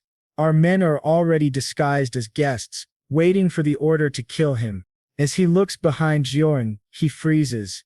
That girl, she looks familiar. Could it be? No, impossible. I saw my men throw her off the cliff with my own eyes. There's no way she's still alive. The city lord smiles and says, "Come, brother Suya. Everyone is waiting for you at the banquet." They all enter, unaware that the city lord's real plan is to capture Xianan. As they sit near the city lord, he begins questioning him. "You must be a 5th level Golden Core master, right? For someone so young, that's very impressive. And you have 2 great disciples with you. You must have a bright future ahead." Another man at a nearby table chimes in, "This Mr. Shak really is a talented person, isn't he?" Soren, pretending to be a fool, laughs loudly and says, "Oh, that's very good, thank you everyone." He starts acting drunk and arrogant, intentionally trying to make them underestimate him. He drinks freely and continues, "Actually, there's been a misunderstanding about my strength. I'm only at the 3rd level of the Golden Core. The reason I might appear stronger is because of this great sword." He shows them his flexible finger sword and says, "I obtained it by coincidence, it's quite powerful." He laughs like a madman and adds, "If not for this sword, I wouldn't have dared to leave the mountain today." Sinu and Merhan grow nervous and try to play along, saying, "Master, you shouldn't expose your treasure like that. What are you doing?" The city lord smiles slyly and says, "How generous of you to show everyone such a precious treasure." He thinks to himself, "I thought I'd have to test him to confirm who he really is, but it turns out he's just an idiot." X glances back and notices the box placed at the center of the banquet. Then the city lord says, "I have long admired you, young master Xia. Today, I've prepared a generous gift in hopes of becoming your friend." He reveals piles of spirit stones. X does what he does best, keeps playing the fool. He rushes excitedly toward the spirit stones and says, "We should have bought supplies for the sect and for ourselves, but we ended up spending tens of thousands of spirit stones at once. I was worried I'd be punished when I returned to the sect. Thank you so much, Master Wang." The old man, convinced that X is a complete fool, smiles and replies, "It's an honor to help you, Mr. Shai." He thinks, "I assumed he came from some secret and powerful family, but they're just dogs serving others." He then says to X, "I heard you're quite the master. Why don't we have your disciple compete with one of my comrades? What do you say, Mr. CL?" Pretending to be drunk, X replies, "No problem." Zeno looks at him seriously and says, "Yes, master, I'll do it." The old man smirks, confident of victory, and says, "You're quick to accept. Then let's make it interesting. If Mr. CL wins, I'll add 10 million low-grade spirit stones to the bet. How about that?" X feigns surprise and says, "Then what should I wager? I don't have a single coin." "Oh, perhaps this." He raises his flexible finger sword. "This is my greatest treasure. How about I bet this? What do you say?" The old man agrees immediately, thinking he's already won the sword. He says, "Since it's a bet, no one may touch the items until the result is decided." X smiles and says, "No problem. Everything depends on you now. Don't embarrass your master." Merhan warns her to be careful, and she replies confidently, don't worry, I'll win. Wang announces, Xia's disciple will go first. Then X-Ray, who looks quite strong, steps forward. The two face each other and he says, then let's begin. Xenu immediately unleashes her skill against him. Swords, maybe 3 daggers I think, but he blocks them instantly. However, when he realizes it, his skill is much weaker than hers. The swords or daggers she launched are already flying straight toward his face, stopping just a few inches away. At that moment he realizes he's lost. If she hadn't stopped, he would have been completely finished. He admits defeat, saying, I'm sorry, master. I lost. X laughs loudly and says, you couldn't even take a single hit from my disciple. You're complete trash. Absolute garbage. Everyone around them gets furious, saying, how rude. How can such a weak drunkard say something like that? That sneaky uncle, Xenu's uncle, thinks let him have his fun now. That fool has a screw loose. Everyone knows he's going to get crushed soon. The old man smiles and says, there's nothing wrong with losing. In every fight there are winners and losers, so don't worry. But he thinks to himself, the guard said this master and disciple were skilled sword fighters, but now I see that's all they are. Meanwhile, X cheerfully walks toward the pile of spirit stones, shouting, Master Wang is such a great man. We're rich. We're rich. I'll even bet my sword and all my belongings. The old man grins, thinking, that's exactly what I wanted, to strip him of everything he owns. Then he calls out, next, ghost voice, it's your turn. She steps forward and says coldly, I'm sorry, but I'm going to destroy you now. The old man smiles proudly and says, when it comes to swordsmanship, my niece studied under the Li sect. How could she possibly lose to the disciple of such an idiot? But before he can finish his thought, his eyes widen in disbelief. 1,000 swords have condensed into one, all pointing directly at his niece. Zeno shouts the name of her technique, sending the massive blade flying toward her opponent. The blonde girl freezes, terrified, and screams, how did 1,000 swords become one? I admit defeat. I admit defeat. She collapses to the ground in despair, realizing that at such a young age, Xenu can already merge 1,000 swords into one, something truly astonishing. The crowd murmurs in awe. Xenu, exhausted from multiple battles, has won again, though her body shows she's at her limit. X, still pretending to be a fool, happily swims among the spirit stones. The long-nosed man thinks, look how happy that fool is. Soon he'll regret it. Wang, impressed, admits to himself, for her age she's a genius, reaching the level where she can merge 1,000 swords into one. That's remarkable, but that's as far as it goes.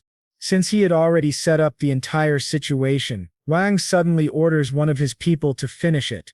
A cultivator strikes Xenu in the stomach with a palm technique, sending her flying. X immediately recognizes the technique. That's not a palm from the Li sect. He rushes forward, catches Xenu midair, and holds her as she winces in pain. She apologizes weakly, saying, I'm sorry, master, I failed you. He replies softly, it's all right, you can rest now. Then he narrows his eyes and mutters, so this was the hidden card of that old man, Lu Liang, an elder of the Yun sect. The elder smirks, you've already lost, you're too weak. Still pretending to be drunk and foolish, H says, that's all I have left. I can't just leave like this. You've taken all my belongings. How will I explain this to the sect when I return? He points at the old man. Let's compete one more time. The old man laughs. Of course, no problem, but Mr. X just lost everything. How do you plan to keep betting? Everyone falls silent as X calmly replies, I'll bet my own life. The crowd gasps. What? Betting his life? That's insane. The old man sneers, don't wait until you're sober to pay your debt. I'd love to see what you can do without that sword. X looks at him steadily and says, don't worry, I won't back down from my bet. He activates his technique. A massive sword materializes around him, radiating with terrifying power. The crowd is shocked. He declares, I won't admit defeat because I'm going to win. And when I do, you'll return all your fortune. He raises a gigantic hand made of energy, gripping the massive sword. The elder from the Liu Yun sect stares in disbelief. That's not 1,000 swords condensed into one. That's a million. How is this possible? He swings the colossal sword toward her. She quickly draws her weapon to defend, but the moment they clash, her blade is split cleanly in two. She screams in horror. How can he possess such power? This sword was given to me by my master, strong enough to withstand the force of a nascent soul cultivator. How could he break it with a single strike? Barely standing, the elder gasps, "Who on earth is this man I'm fighting?" The old city lord shouts, "Lil Liam, what's happening?" But before he can react, Shan's attack smashes her, sending her crashing into Wang's arms. Furious, the city lord yells, his veins bulging with rage. Shan walks toward him slowly and says, "It seems the city lord himself is also a disciple of the Liu sect. For you to know their palm technique, your status must be quite high, isn't that right? Then it won't be unfair if I kill you here and now." The city lord looks around in panic and screams, "What are you waiting for? Attack him." The hired cultivators he brought to kill Zorn step forward and say, "Finally, it's our turn. Don't worry, Elder, we'll take him down." They all charge toward Sieran. The two disciples are visibly frightened, and Sieran's father is frozen in shock, unsure of what to do. He can only whisper, "My God. Wow, this battle is massive. How are we going to escape from here?" Mirhan asked, clearly nervous. X just started clapping his hands happily and said, "All of you have the strength of golden core cultivators. It seems that Master Wang was really worried today, huh? Well, today might just be the day I kill 30 golden core cultivators, all by myself." He stomped his foot on the ground, activating a sword formation that unleashed countless blades attacking everyone at once. The old man scoffed, "One person killing 30 golden core cultivators? How arrogant." Fortunately, before leaving the mountain, I inherited the shadow sword of the Lu sect. Sendryu's eyes widened in shock. "That sword, that's not from my sect. What is it doing here?" The old man sneered, "After years of refining it with the master's blood, the power of this sword has already reached the celestial level. Even as a shadow, it's enough to kill a nascent soul cultivator." Xenu stood, frozen in disbelief. "That sword, that's the embryo sword of the Lu sect, the one they stole from the Lin family long ago. It was passed down through my ancestors. On the day of my family's massacre, they refined the sword using the blood of countless family members as sacrifice." She shuddered, remembering that horrifying scene, her uncle forging the sword amid the corpses of her kin. Even now she could still feel her blood resonating within that blade. The bitterness overwhelmed her, making her physically ill. Mirhan tried to support her and said, "Just now they called that sword Lian. How shameless. They stole the sword and even changed its name. They've completely lost their minds." Meanwhile, the protagonist remembered reading about this embryo sword in his system's records from earlier chapters. He realized that one of the conditions to awaken Xenu's innate body was directly linked to this sword. The old man hurled the shadow sword toward him and shouted, "Today I'll teach you what humility truly means." The protagonist's sword formation shattered instantly under the attack. He smiled and said, "I should thank Elder Hang for providing me with such valuable information."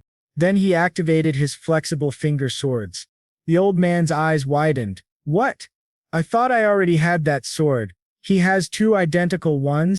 The protagonist calmly thought, "The shadow sword of the Li sect may indeed be powerful enough to be considered a celestial weapon, but even though my swords are earth grade, the existence of the sword domain will make them stronger. I suppose it's time to test the true power of my sword domain," he said with a smirk. He unleashed his technique, sending a tidal wave of sword energy toward the Liu sect's weapon, and shattered it completely. Everyone froze, stunned by the sight of the supposedly divine sword being broken in half. The protagonist closed his fan, struck a casual pose, and said calmly, "Is that really all you can do? I haven't even started having fun yet." The battlefield fell silent. Everyone around was either unconscious or defeated. Elder Hang, realizing the situation was hopeless, tried to flee. "This is impossible. I have to get out of here."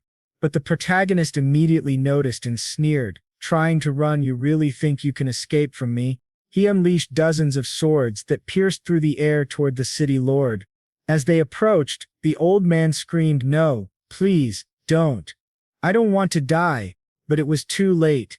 He was struck down instantly. Nearby, Xenu's treacherous uncle, the same man who had betrayed his own family, cowered in fear. Please, don't come near me. Leave me alone, he begged. The protagonist and Xenu walked closer. The uncle continued pleading, don't kill me, please. The protagonist smirked. I won't be the one to kill you. She will. Xenu stepped forward, gripping her sword tightly. Uncle, do you remember me?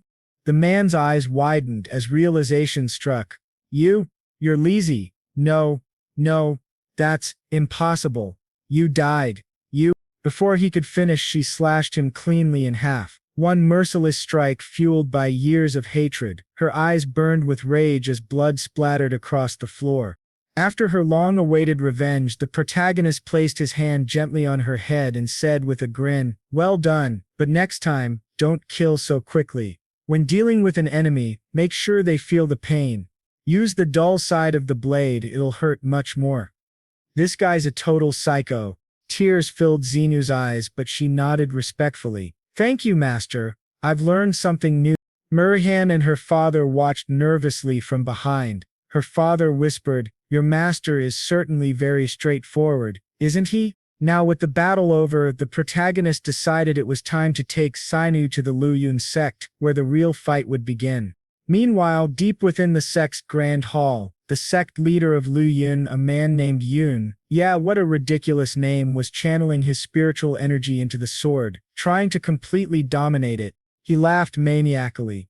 It's been more than 10 years since the last soul was bound to the Luyun sword, and now it's finally about to submit to me. Success or failure depends entirely on this moment. But despite his full concentration and power, the sword refused to obey. Frustrated, he growled, Why do I feel like I'm missing just a little more power? Why does it keep rejecting me? Suddenly someone rushed in shouting, Sect leader, we have a serious problem. The soul lamps of Elder Lian City Lord Wang and Lin Shang have all gone out. The sect leader's face went pale. What in the world happened? Moments later our protagonists arrived, standing right at the gates of the Luyun sect. The protagonist looked ahead and said calmly, the ancestral sword of the Lian family. The sword was refined using the blood essence of the Lian family itself. Maybe you can still sense the sword's existence through your blood, the protagonist said, but this is the first time I've heard about it. Can you feel anything? Do you know where it is? Xenu nodded. Yes, I can feel it. The people from the Lu sect probably haven't completely subdued the sword yet. I left a trace of my consciousness inside it, so it will be easier to locate later. With that confident smirk of his, the protagonist said, good, then today we'll infiltrate and invade the Luyun sect. Meanwhile, in another part of the sect, inside the hall where the soul lamps burn to represent the lives of the elders, one of the disciples noticed something unusual. The sect master saw that the soul lamps of Master Wang and the other two elders had been extinguished. Rumors spread that they were killed by a wandering cultivator. In response, the elders had summoned the shadow sword of the Luyun sect and even called over 30 golden core elders to hunt down that mysterious man, only for all of them to end up dead. The sect master slammed his hand against the table in rage. In the end, we made fools of ourselves. Did you find out what happened? He demanded. His servant shook his head. Not yet, sect master. All we know is that Elder Shai and 30 others were killed by some wandering cultivator. The sect master's expression twisted in fury. Useless trash. How could more than 30 of my sect's elders, along with the shadow sword, lose to a single man? Who the hell is this person? He gritted his teeth. Increase the sect's alert level to the maximum. We don't know what he's planning, and he could attack us at any time. At that moment, our protagonists had already arrived at the gates of the Luyun sect. The defensive formations seemed stronger than before, Xenu observed, gripping her sword. We could just break through by force. The protagonist thought for a moment. That's possible, but it would be too noisy. We might expose ourselves before we find the sword's embryo. I have a better idea. We'll do it like this. A short while later, they began their act right in front of the sect guards. The protagonist said loudly, this isn't good. Elder Hang and Elder Lin have been murdered. The sect master appeared and looked at them suspiciously. Who are you two?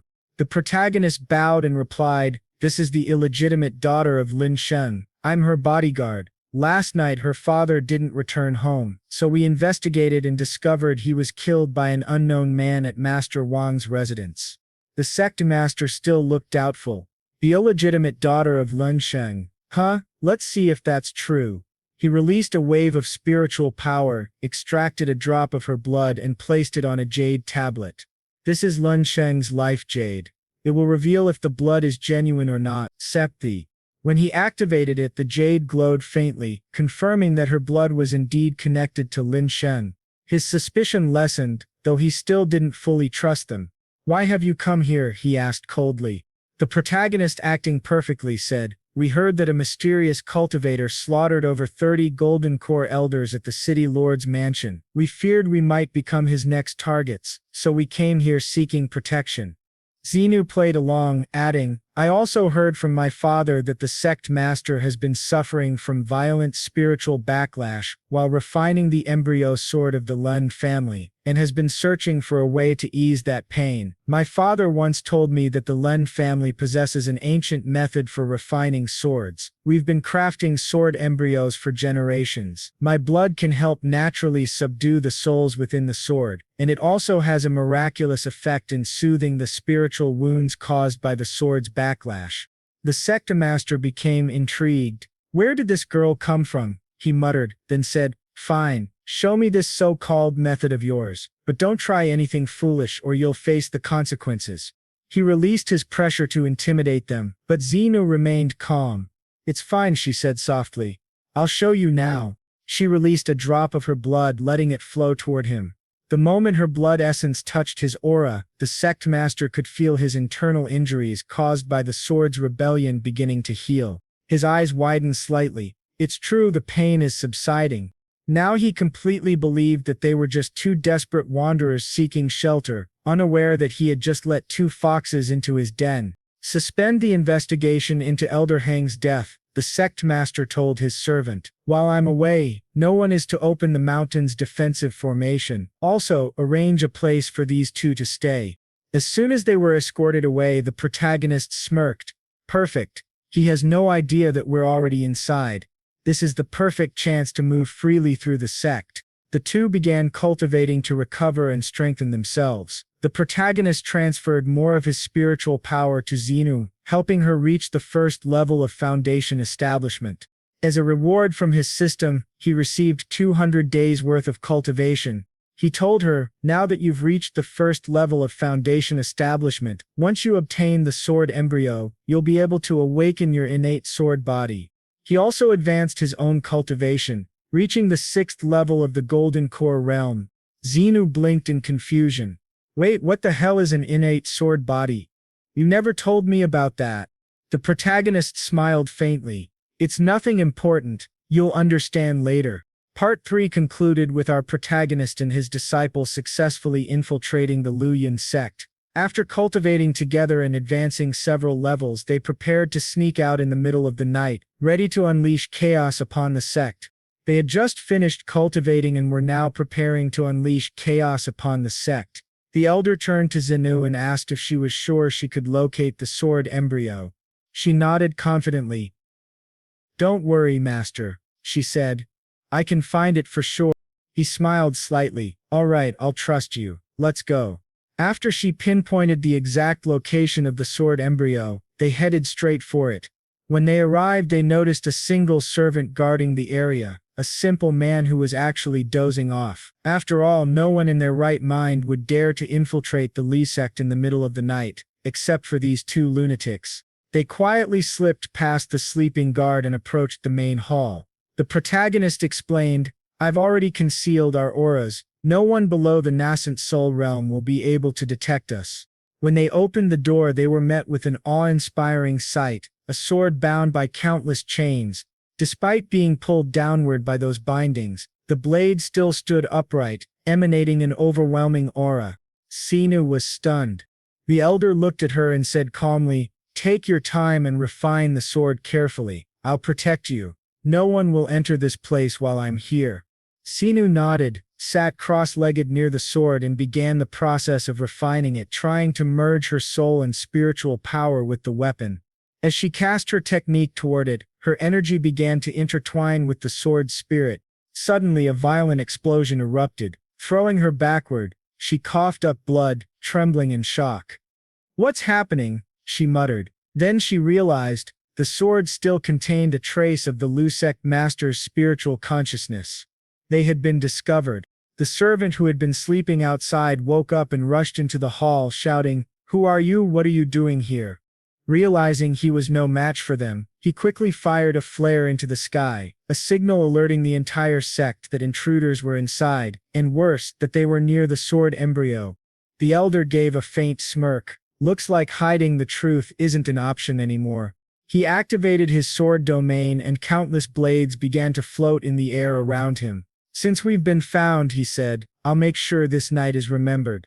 Meanwhile, the sect master, who had just been preparing to sleep after a long day, noticed the flare lighting up the sky. Turning back, he sensed that someone had touched his Lu sword. An attack? At this hour, he thought, furrowing his brows. He immediately summoned his disciples and elders, ordering them all to follow him toward the intruders. Moments later, they confronted the protagonist in Xenu. The sect master glared at him. "You're reckless. To invade the Leo sect in the middle of the night. Tell me your name." Dozens of powerful elders and sword masters surrounded the protagonist, ready to strike. But he quickly realized that none of them were on his level. With a faint smile, he said, "From now on, no one steps into this hall without my permission." Then, with a flick of his wrist, hundreds of floating swords launched forward, raining down upon the attackers. The Lu sect elders instantly activated defensive barriers to block his attack. "Arrogant fool," one of them shouted. "You think you can take us all on head-on? Are you insane?" But they didn't understand who they were dealing with. The barriers shattered in an instant under the force of his swords, and screams echoed through the hall as the elders were cut down one after another. "This is impossible," one of them cried out. "How can he kill so many with a single strike?" Holding his folding fan, the protagonist smirked. "Last time I killed 30 golden core cultivators. Back then I thought they were just drunk and slow. But now it seems the entire Lu sect is the same, weak and disappointing." Among the survivors, one elder suddenly realized who he was. "Wait, if he's the one who slaughtered 30 elders, then he must be the man the central region is looking for." The protagonist chuckled. "So you finally figured it out. Fine, I won't hide my name. I am Zhuan, from the Nanlin sect. Remember it well. If your Luan sect still exists, after tonight, feel free to seek revenge. Remember my name, and my sect." The Lu cultivators gasped. One of them shouted, "I don't believe it, but within 10 kilometers, the only sect that can rival ours is the Nanlin sect. Everyone with me." Another elder yelled, "Capture the thieves from Nanlin." They completely fell for his bluff. Dozens of cultivators rushed forward to attack him all at once. Suran laughed. "Good, come all at once. It'll make things more fun." He unleashed his sword power again, cutting through the attackers with terrifying speed. One after another, they fell to the ground, begging for mercy. "Please, don't come any closer," some screamed. When the massacre ended, the floor was covered in bodies. Zhuan stood in the middle of the hall, surrounded by floating blades, and said coldly, "Is this all you've got? You're too weak. The worst part is, I haven't even gone all out yet. Who's going to entertain me next?" One wounded elder spat blood and glared at him. "You Nanlin brat, our sect master will return soon. When he does, he'll tear you into pieces. Laugh while you still can." Ushiran smiled darkly.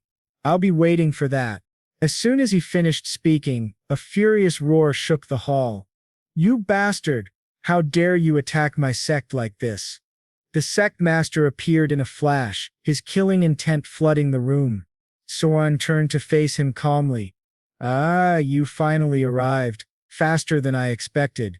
He thought it would be easy, but he was wrong. The two began clashing fiercely, their sword intents colliding with immense force. The protagonist eventually shattered the sect leader's sword in half, but it turned out to be only a spiritual weapon, not his true sword. Realizing how powerful this intruder was, the sect leader roared angrily, "You thieves from the Lin family have some nerve. How dare you invade my territory like this?" The protagonist, completely unfazed, activated his flexible finger sword technique and replied coldly, "The Lu sect is nothing.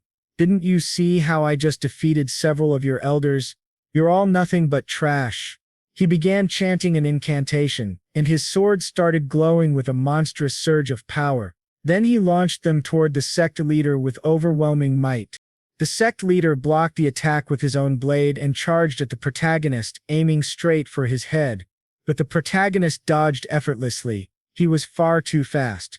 "You overestimate yourself," the protagonist shouted, countering fiercely. Yet in his mind he acknowledged, "This sword is extraordinary, beyond the peak of ordinary cultivation. This man is strong." He could tell that after years of using his own blood to refine divine swords for the Lu sect, the sect leader had damaged his foundation. Although his strength might have once surpassed the nascent soul stage, his cultivation was now unstable. But that's just a minor issue, the protagonist thought. "I only hope Xinyu can finish refining that sword soon." The two continued fighting relentlessly, their blades and techniques clashing in bursts of spiritual energy. The protagonist kept casting spell after spell to enhance his swords, while the sect leader grew increasingly wary. "What kind of sword technique is this?" he thought. "How can he use such spells on his swords? If this technique were applied to a physical divine weapon and with tens of thousands of high-grade swords like his, its power would be unimaginable." The battle raged on.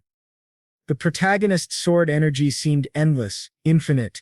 "This isn't normal," the sect leader thought. "This must be a supreme technique. If I don't do something now, I won't be able to counter him." Then he stabbed his sword into the ground, activating the Great Mountain Protection Formation. He roared, "My sect isn't something outsiders like you can trample upon."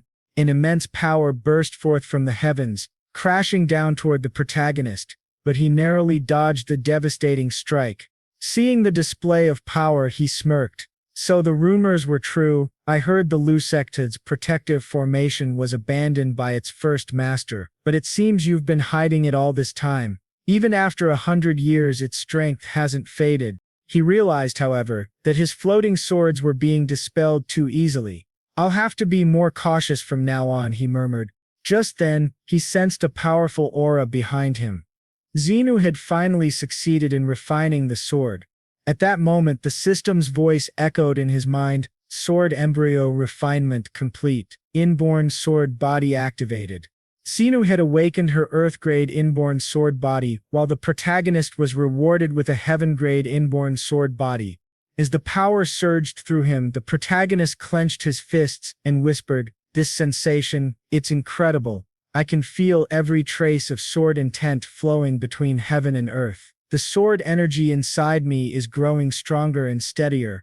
The sect leader's expression turned pale. The protagonist was breaking through in the middle of battle. If he completed the breakthrough, the sect leader knew he was doomed. So he unleashed everything he had. Multiple spells, spiritual attacks, and layers of barriers surrounding the protagonist. "I'll blow you to pieces," he shouted. "Let's see what kind of breakthrough you'll have when you're dead." But just as he activated his killing technique, the power suddenly vanished.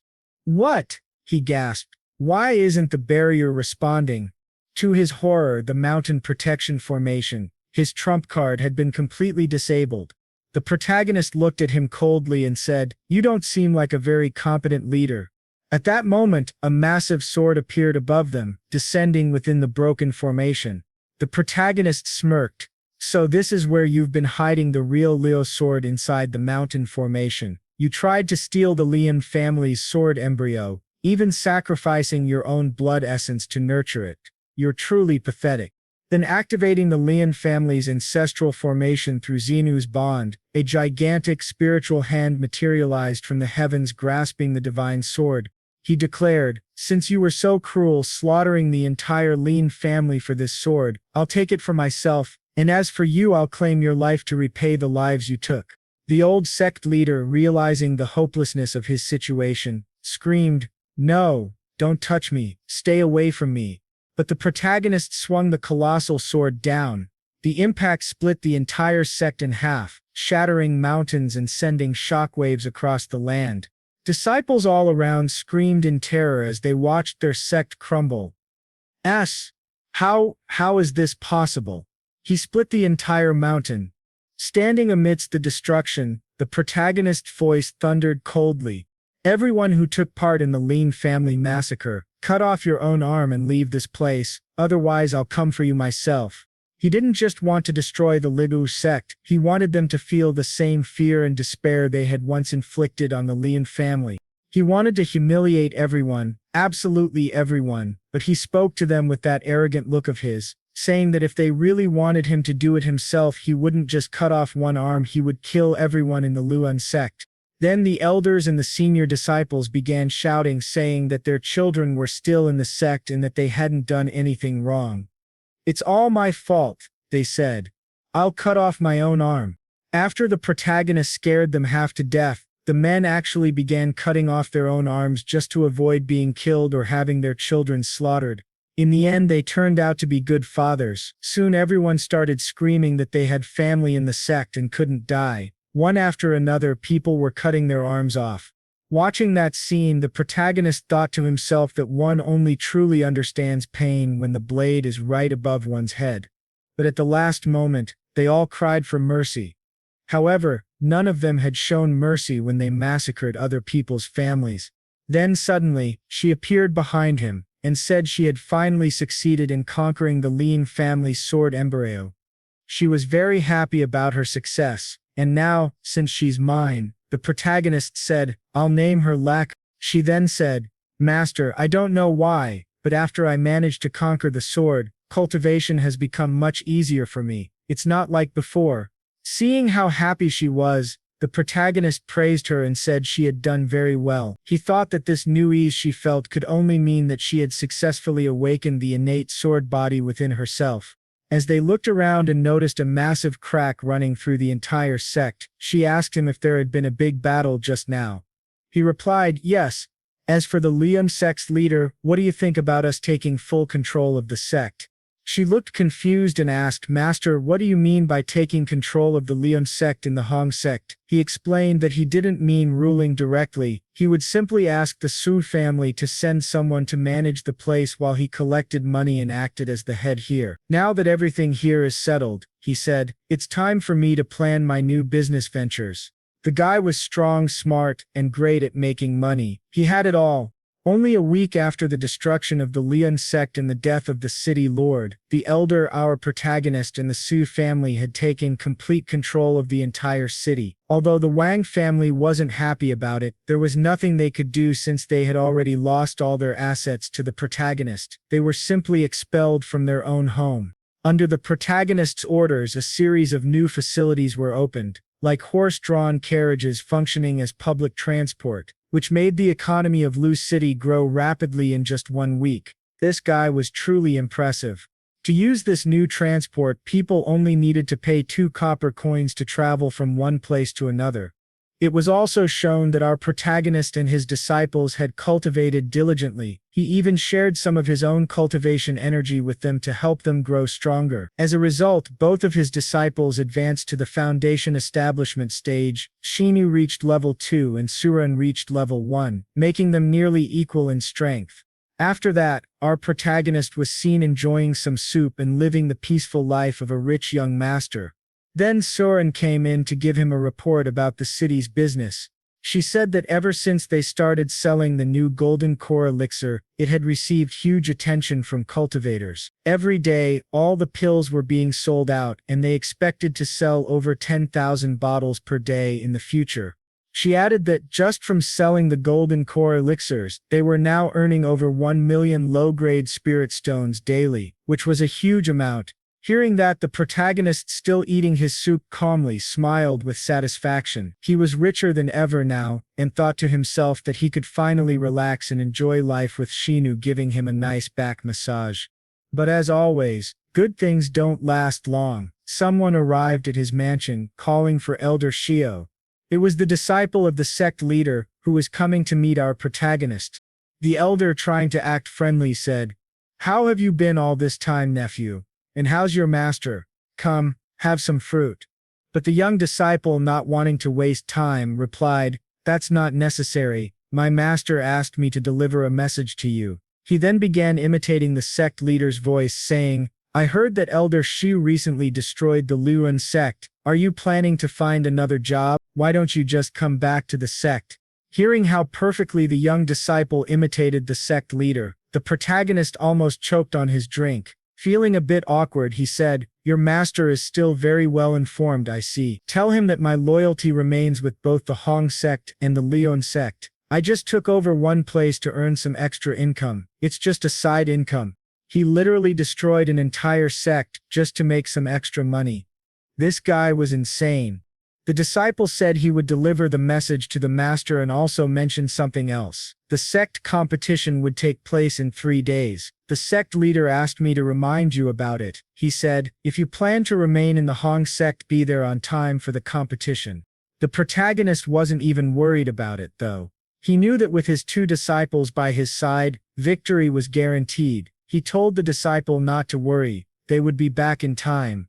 Then the protagonist got up lazily and said, Very well, it's time for us to pack up and return to the sect. We're joining the competition. He then looked at Suran and said to her, There are some people you need to deal with. She told everyone to be very careful when they return to the sect. Moman asked, Careful? About what? What do you mean? She explained that she was talking about their master's former disciples.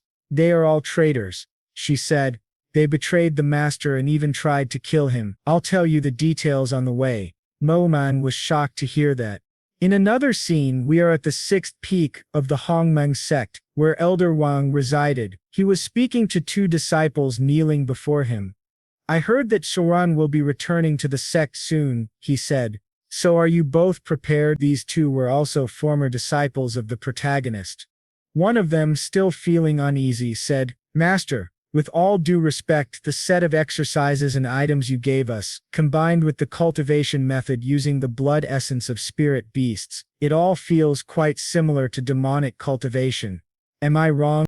The moment he finished speaking, Elder Wang struck him hard in the stomach with his spiritual power and shouted, Stop talking nonsense, you ignorant brat. What do you know? How many techniques do you even understand in the Hongmeng sect?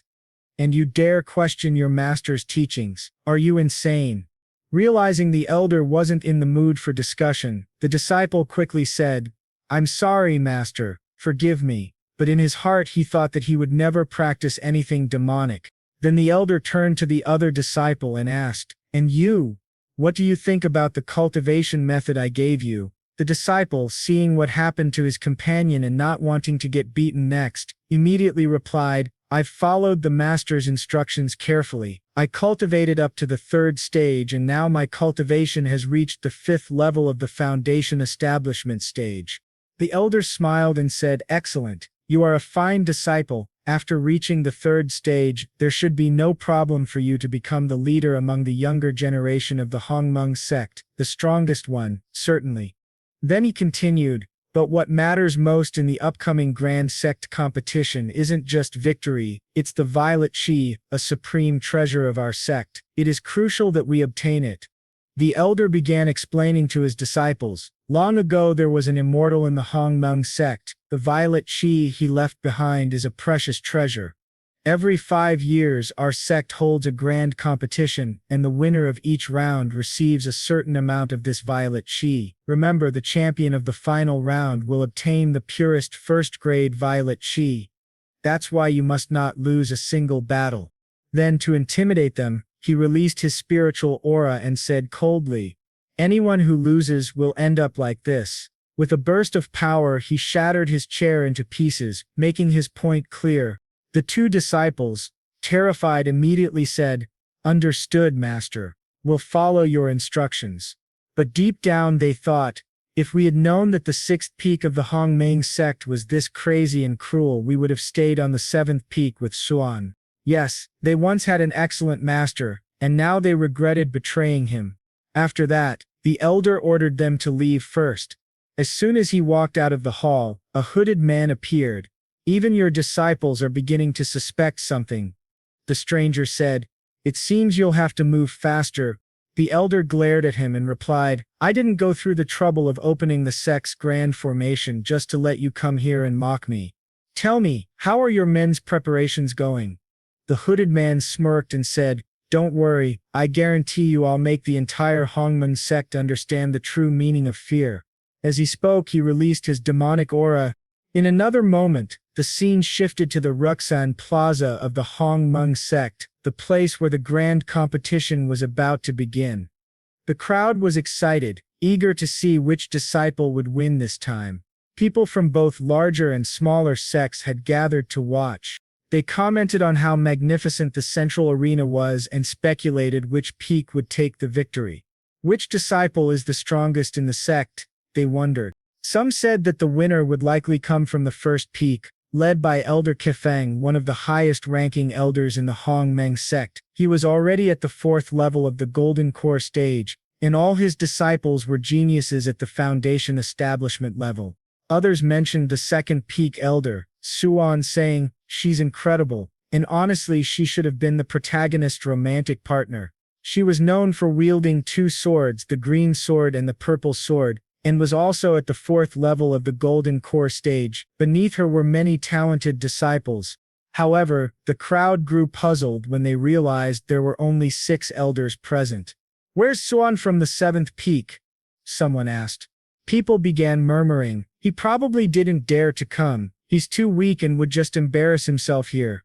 And with that, it was officially announced that the Grand Sect competition was about to begin. The rules were then explained. The competition would follow a tournament-style battle system, where each round 2 of the 8 peaks would be randomly chosen to fight against each other. Anyone who lost even once would be eliminated from the tournament. Whoever loses will be marked as the loser and fall from the tournament. Then 2 more peaks will be chosen to face each other. If a contestant wins 3 matches in total, they will advance. However, if they lose 3 times, they will be eliminated. Among the crowd, someone pointed at a man on the stage and said that Wang Zheng used to be a disciple of the 7th peak, but he betrayed them and joined the 6th peak. Seeing that Zuran still hadn't arrived, the sect leader asked his disciple, Where is Zuran? Hasn't he returned yet?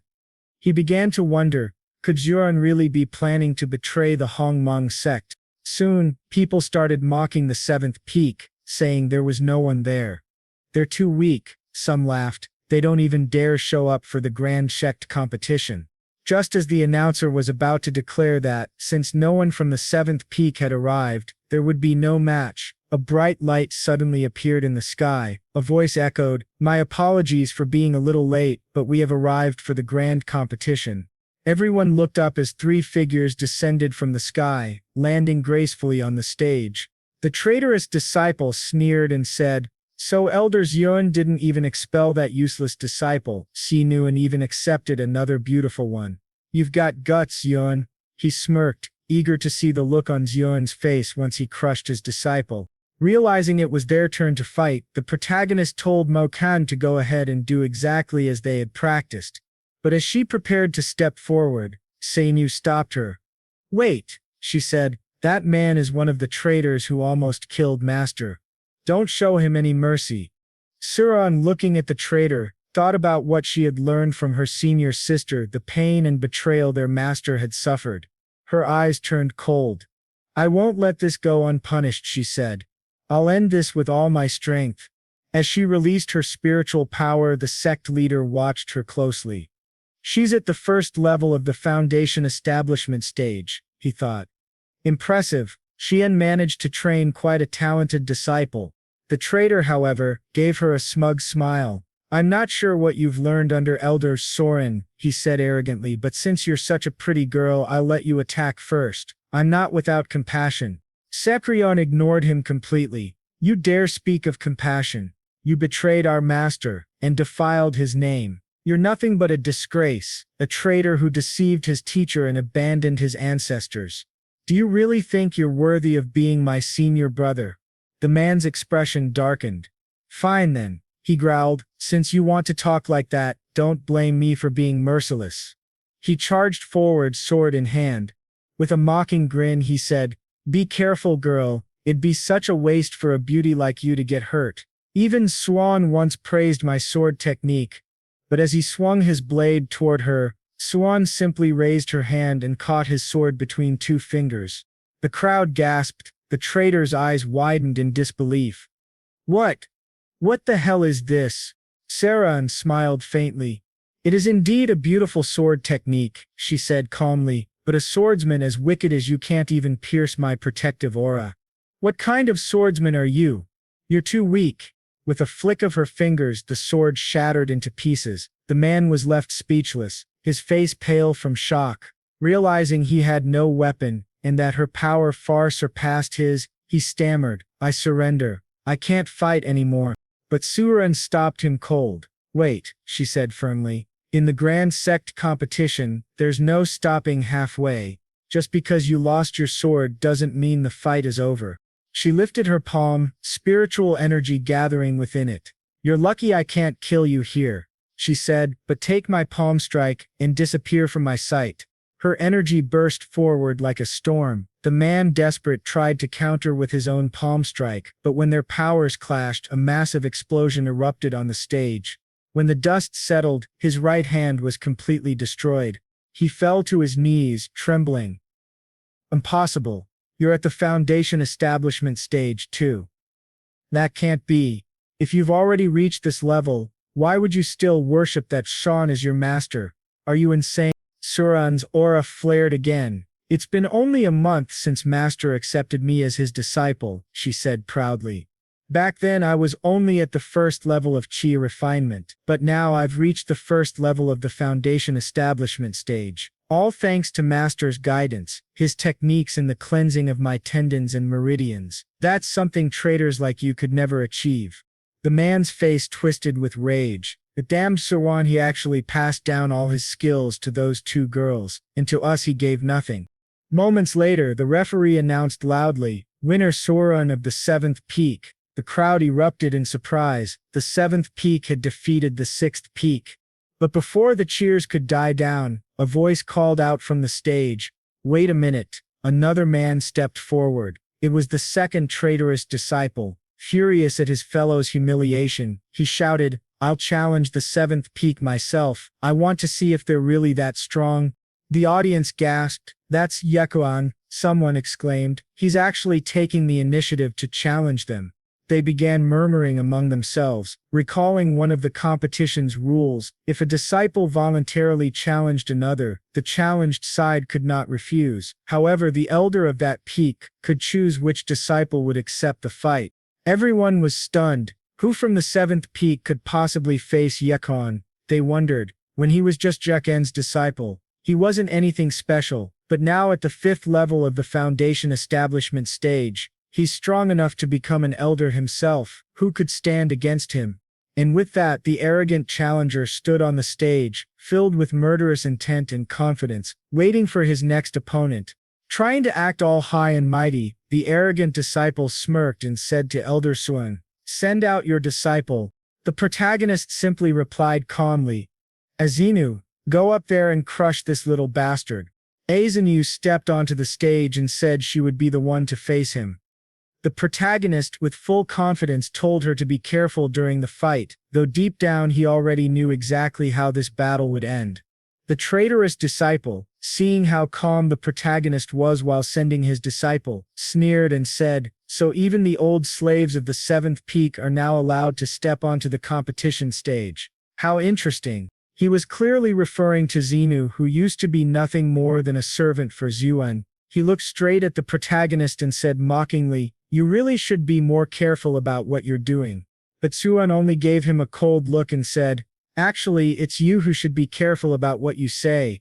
Right after he spoke, a sword came flying straight toward the traitor's face. He managed to dodge just in time, but not completely. The blade sliced open his cheek, leaving a deep cut. Furious, his eyes filled with rage.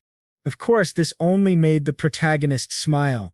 Xenu, go and smash his face in, he said. She turned back briefly and replied confidently, I'll do exactly that. The man, seething with anger from being injured, shouted, fine then, I'll stop holding back. As he unsheathed his sword, a massive phoenix-shaped aura erupted around him. He sneered arrogantly, neither of you know what you're talking about. There's no way I'll lose to a mere servant. From the sidelines, two other disciples, the same ones who had fought the protagonist in the earlier chapters, exclaimed, "That's the Phoenix sword technique. It was created by Suan himself and designed to perfectly match his sword style, and now this traitor is using it against Suan's new disciple. Let's see what kind of face Elder Suan makes when she's defeated by his own technique." Realizing that he was using the very sword technique her master had created, Azina's expression turned cold with fury. "So you dare use my master's technique against me? Fine, I'll take this seriously then." She unleashed her power and the traitor scoffed. "You've got guts, girl." But before he could even finish his sentence, his sword snapped in half from the sheer force of her energy. He froze in disbelief. What? How is this possible? How can a mere servant be stronger than me? This can't be real. Azinu looked at him with contempt. "So this is all you've got? You're not even worth the effort. You've trained under master for 5 years, haven't you? I truly pity you to have learned only this much in all that time." She took a step forward. "According to the rules, if your sword is broken, the winner is already decided. You should step down now." "But honestly, I can't stand that arrogant look on your face. You act like you're some kind of genius. Let me show you how weak you really are." She pulled another sword from her storage pouch and tossed it at him. "Here, take this sword. I'll give you another chance. Try again." The man laughed bitterly. "You're ridiculous. Who do you think you are?" Still, he picked up the sword and charged at her, channeling all his rage into his attack. But Azinu effortlessly dodged his strike and countered with a slash so fast he couldn't even see it coming. Blood sprayed through the air as his arm was split open, nearly torn in half. He screamed in agony, barely able to feel his limb. Azinu calmly walked up to him, leaned close, and whispered, "You asked who I am, didn't you? You know now, don't you?" She smiled coldly. "Even if you trained for 100 years and swung your sword 1,000 times, a fool like you couldn't even touch me." Her tone, her confidence, it was exactly like Suan's. The man was trembling with rage, his eyes bloodshot, veins bulging as his spiritual energy began to spiral out of control. To humiliate him even further, Azinu threw 3 more swords at his feet. "I'll make this interesting," she said mockingly. "Here, 3 swords. You get 3 more tries. If you want more, I'll give you more. Let's make a deal. If you can land even a single hit on me, I'll admit defeat." The crowd was completely stunned. Whispers spread instantly. "Those are all Earth-grade swords," someone gasped. "How can a mere disciple have so many high-level weapons? I heard that even the sect master himself only has 5 or 6 Earth-grade artifacts, and this girl has more than that." Another elder muttered under his breath. "That Soren must have made a fortune after destroying the Lu sect. To be able to gift his disciple so many weapons, he's insane." Some disciples even joked quietly, "The life of the rich really is simple and carefree." Meanwhile, the traitor stood there surrounded by the swords scattered at his feet, trembling and muttering to himself like a madman. His aura started to distort violently. Azinu frowned. "What's this aura? He's losing control." Driven insane by humiliation, he began laughing uncontrollably. "I heard that Schwan gave you initiation, that he passed down his personal techniques to you. I didn't believe it at first, but now I see it's true. He even gave you all these magical swords, didn't he?" Suddenly his expression twisted with hatred, as he released a dark, blood-red energy from his body. The onlookers gasped. The demonic aura that surged from him was unmistakable. Even the protagonist's eyes narrowed in shock. "What's going on?" Saren thought. "His spiritual energy, it's turning demonic." The man raised his sword, now drenched in that eerie crimson light, and roared. "You think Sion made you a genius, a worthless slave turned prodigy? You think he gave you everything? You're wrong. You think I only know the Phoenix sword technique he taught me? You're dead wrong." He charged at her again, his movements twisted and violent. "This sword art," he shouted, "was taught to me by Elder Wang of the 6th Peak. A celestial rank technique. There's no way you've ever even touched a sword above earth rank." But Azinu just looked at him calmly, her aura surging with golden light because she knew something he didn't. He was completely wrong. Azinu smiled confidently and said, "I also know the celestial grade sword manual. And not only that, I possess a celestial-grade sword myself." She reached into her spatial pouch and drew out the sword embryo of the Lean family, its blade glowing with a brilliant light. Then, without hesitation, she struck him right in the chest. "I didn't think I'd need to use this sword against you," she said coldly. "But since you're such a pathetic and arrogant fool flaunting that cheap set of blades you have, I'll let you experience the real power of the celestial sword you were bragging about. Though honestly, I doubt you could even handle it at full strength. People like you are just useless. So don't say your technique is weak, it's you who's weak." The man froze, staring at his sword, or rather what was left of it, now shattered in half. He stood there in total shock. "Defeated again? How many times has it been?" he muttered. How could I lose to a mere servant?" Azinu walked right up to him, holding her glowing sword, and said calmly, "Don't blame me for not reminding you. You can still admit defeat and leave the stage to recover. But if you insist on staying and fighting, then you're truly insane, and I'll have no choice but to eliminate the evil within the sect myself." But at that point he had completely lost his mind. Laughing maniacally, he shouted, "Defeated again? I even gave you a celestial sword. I lost again to a slave like you. This can't be happening. I'm Yan. I'm the great Yan." The sect master, watching from the stands, suddenly remembered a similar scene from long ago, the exact same madness that appeared when a man once transformed into a demon. "No, this can't be happening again," he muttered. "What's going on with Yakuhan? He's losing control. Stop the competition at once." A judge quickly stood and announced, "The match is suspended." Both disciples stepped down from the arena immediately. Azinu turned to leave from one side, saying coldly, "You're lucky," but Yakuhan, completely ignoring all rules, roared, "You think you can run away? I won't allow it." He unleashed a torrent of demonic energy, summoning dozens of flying swords that shot toward her in a storm of killing intent.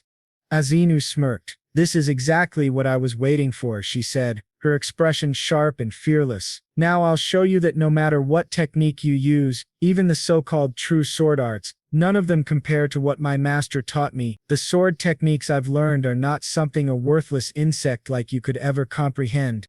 In the next instant she unleashed her power, shattering all the swords flying toward her. Her own blades then reversed direction and flew straight at him. Just as the swords were about to strike his face, the sect master shouted, "Stop! You can't kill him here." Even Elder Zuan realized that if Azinu continued, things could get out of hand. "Zenu, don't go too far. Calm down," he said.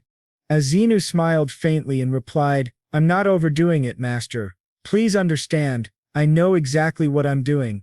Then she continued her attack. However, instead of piercing him, all her blades passed by, leaving only faint glowing marks on his skin. He blinked in confusion. "Why am I not dead?" In reality, Azinu had purposely used her sword energy to leave cuts across his face and scalp, giving him what could only be described as a new haircut. The crowd gasped. The once proud disciple was now bald, with strange glowing lines across his head like tattoos. Everyone burst out laughing. "What happened to him?" someone shouted. "He looks ridiculous." The man trembled in disbelief. What are you all laughing at?" Azinu, watching him fume, pulled out a small mirror from her pouch. "Here, take a look," she said mockingly. "It took a lot of effort to do this for you." He stared into the mirror and froze. His hair was gone. His face was covered in glowing sword marks. He looked hideous. "Yo!" he stammered, shaking in rage. Azinu laughed lightly and explained, "All the swords I threw carried my spiritual energy. Until the day you defeat me, the cuts on your face and that shiny bald head won't heal. So you'd better pray you get another chance to surpass me in this lifetime. Otherwise you'll stay bald and scarred forever." Her voice turned sharp. "Remember this day every time you hold your sword, Yakuhan. Don't delude yourself, you're nothing. Just trash." Her arrogance was unmistakable. Just like her master's. Like master. Like disciple. The man stood there in complete humiliation, unable to respond. The entire arena fell silent for a moment, and then murmurs spread among the crowd. "The strength of the seventh peak is terrifying. She even has a celestial weapon. How strong is Elder Zyorn exactly?" Meanwhile, the protagonist simply smiled with pride and said quietly, As expected of my disciple, she's learned well. Up on the high platform, the sect master turned to his own disciple and said, San, do you remember that many years ago I personally expelled a traitor from the sect? The disciple nodded.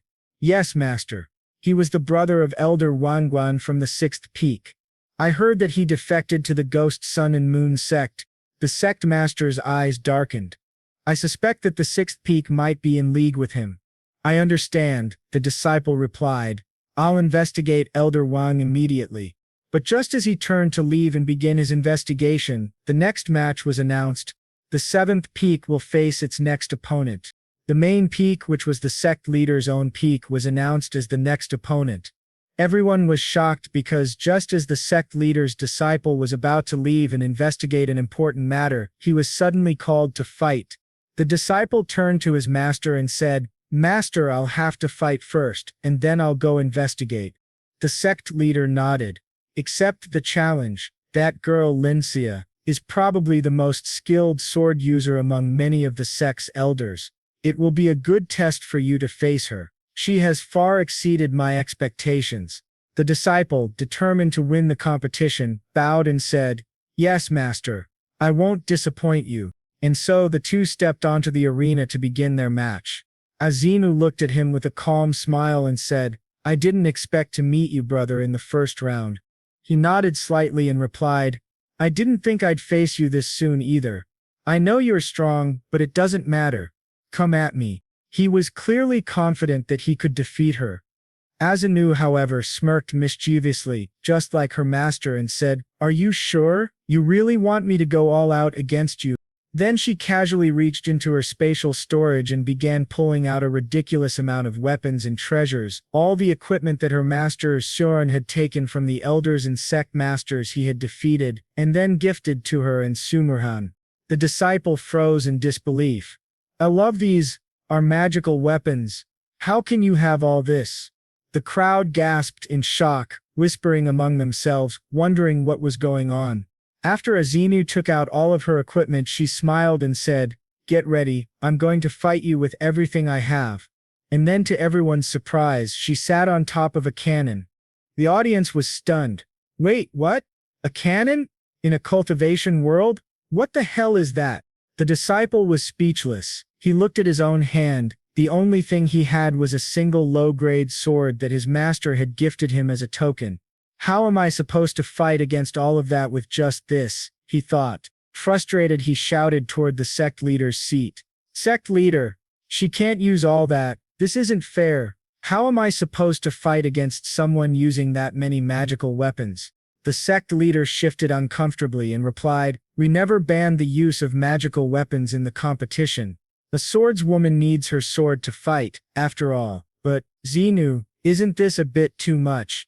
Trying to sound generous, Azinu smiled sweetly and said, All right then, since I can't use them all at once, I'll use them one at a time, so get ready and attack. The disciple felt a wave of relief wash over him. Thank you, he said sincerely, thinking she had agreed to a fair fight, but in reality he was doomed. He took a deep breath, gripping his sword tightly. If she's only using one weapon, then I don't have to fear even a celestial grade 1, he thought. I'll end this quickly so I can complete my mission.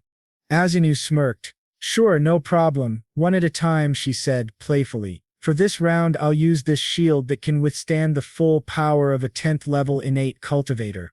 It should be perfect against you, right? He launched himself at her, swinging his sword with all his might, but his blade couldn't even scratch the shield.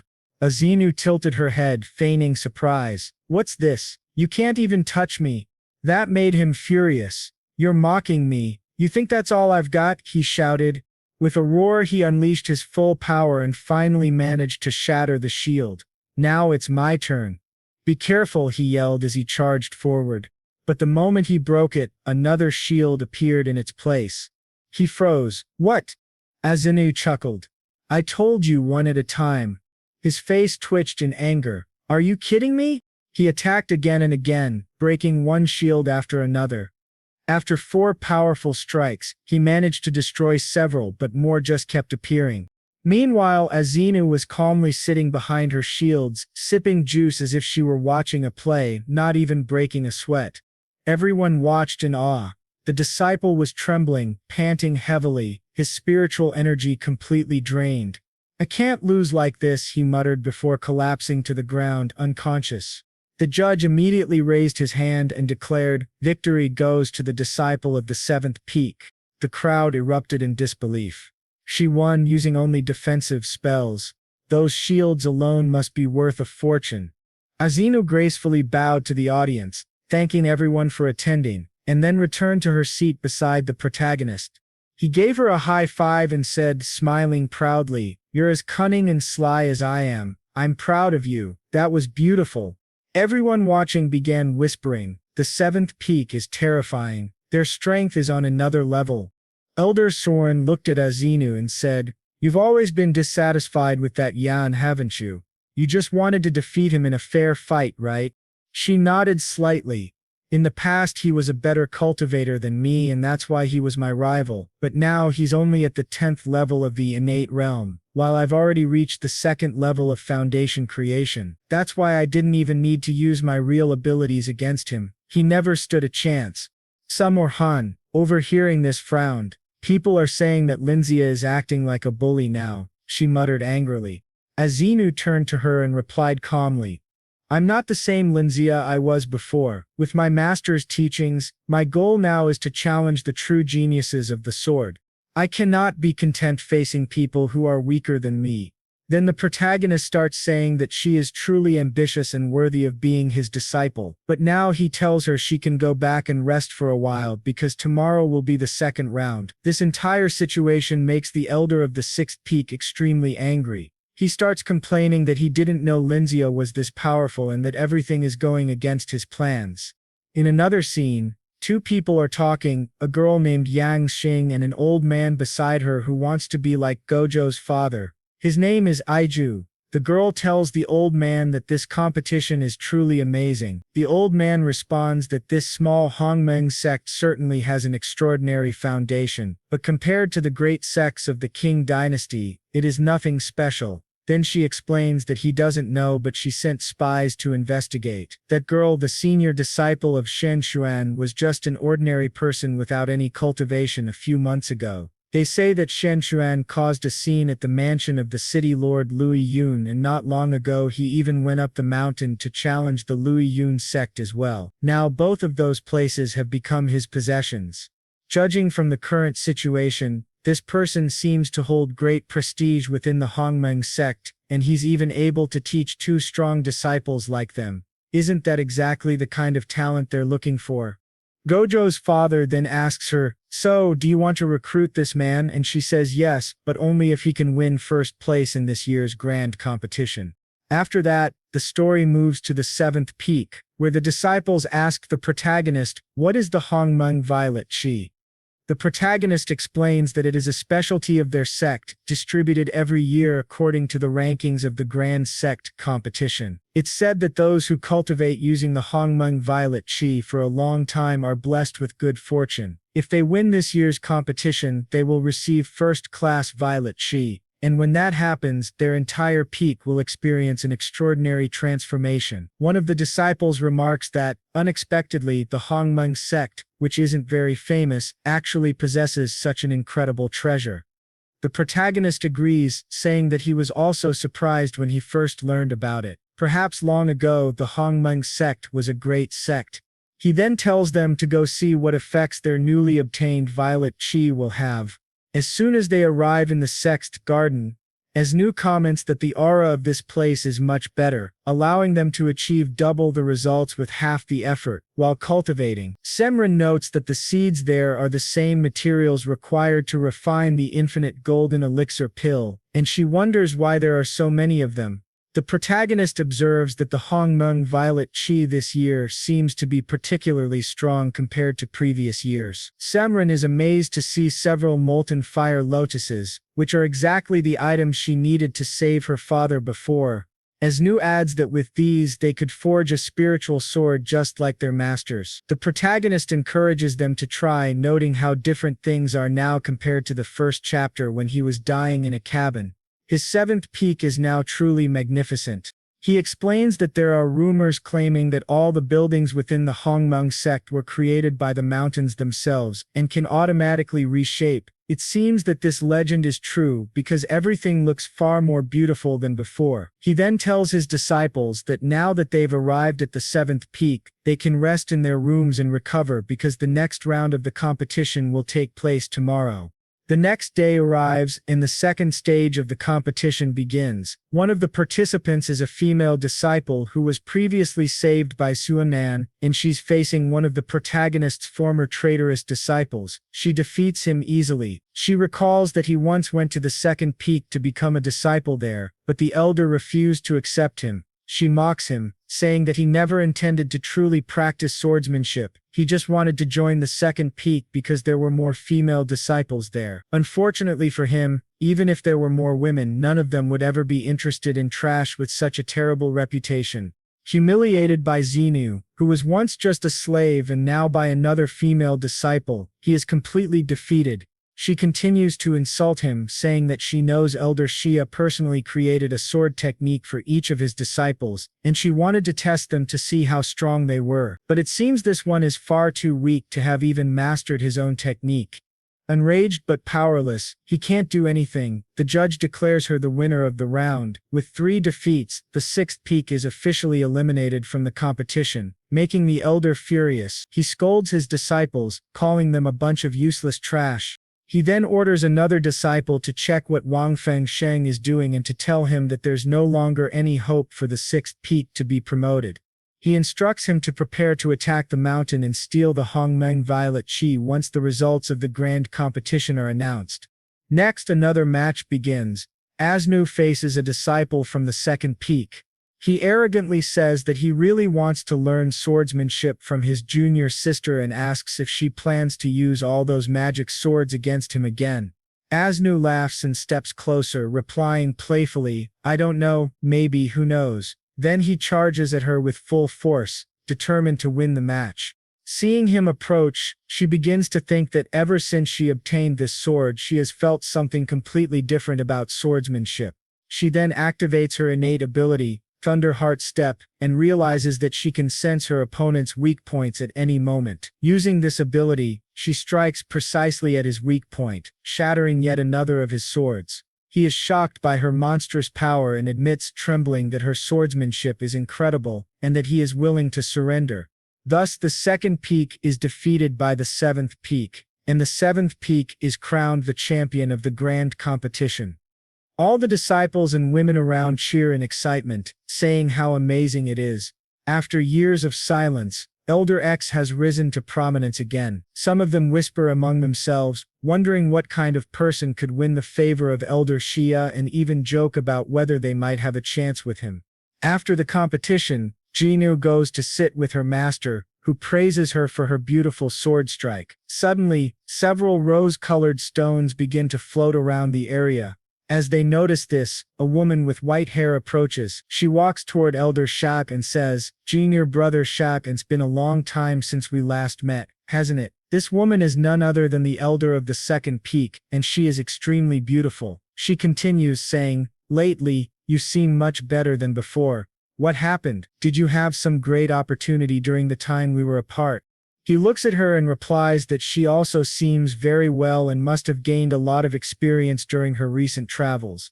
He begins to recall the past when he and Awen entered the Hongmeng sect. His cultivation progressed rapidly, which annoyed her every day. She always saw him as a rival, constantly declaring that she would surpass him next time. Back then he was always the center of attention, but unexpectedly his cultivation later stagnated, and among his peers only his senior sister Xian continued to treat him the same. She always encouraged him, saying that if he didn't want others to mock him, he should train with her to become stronger.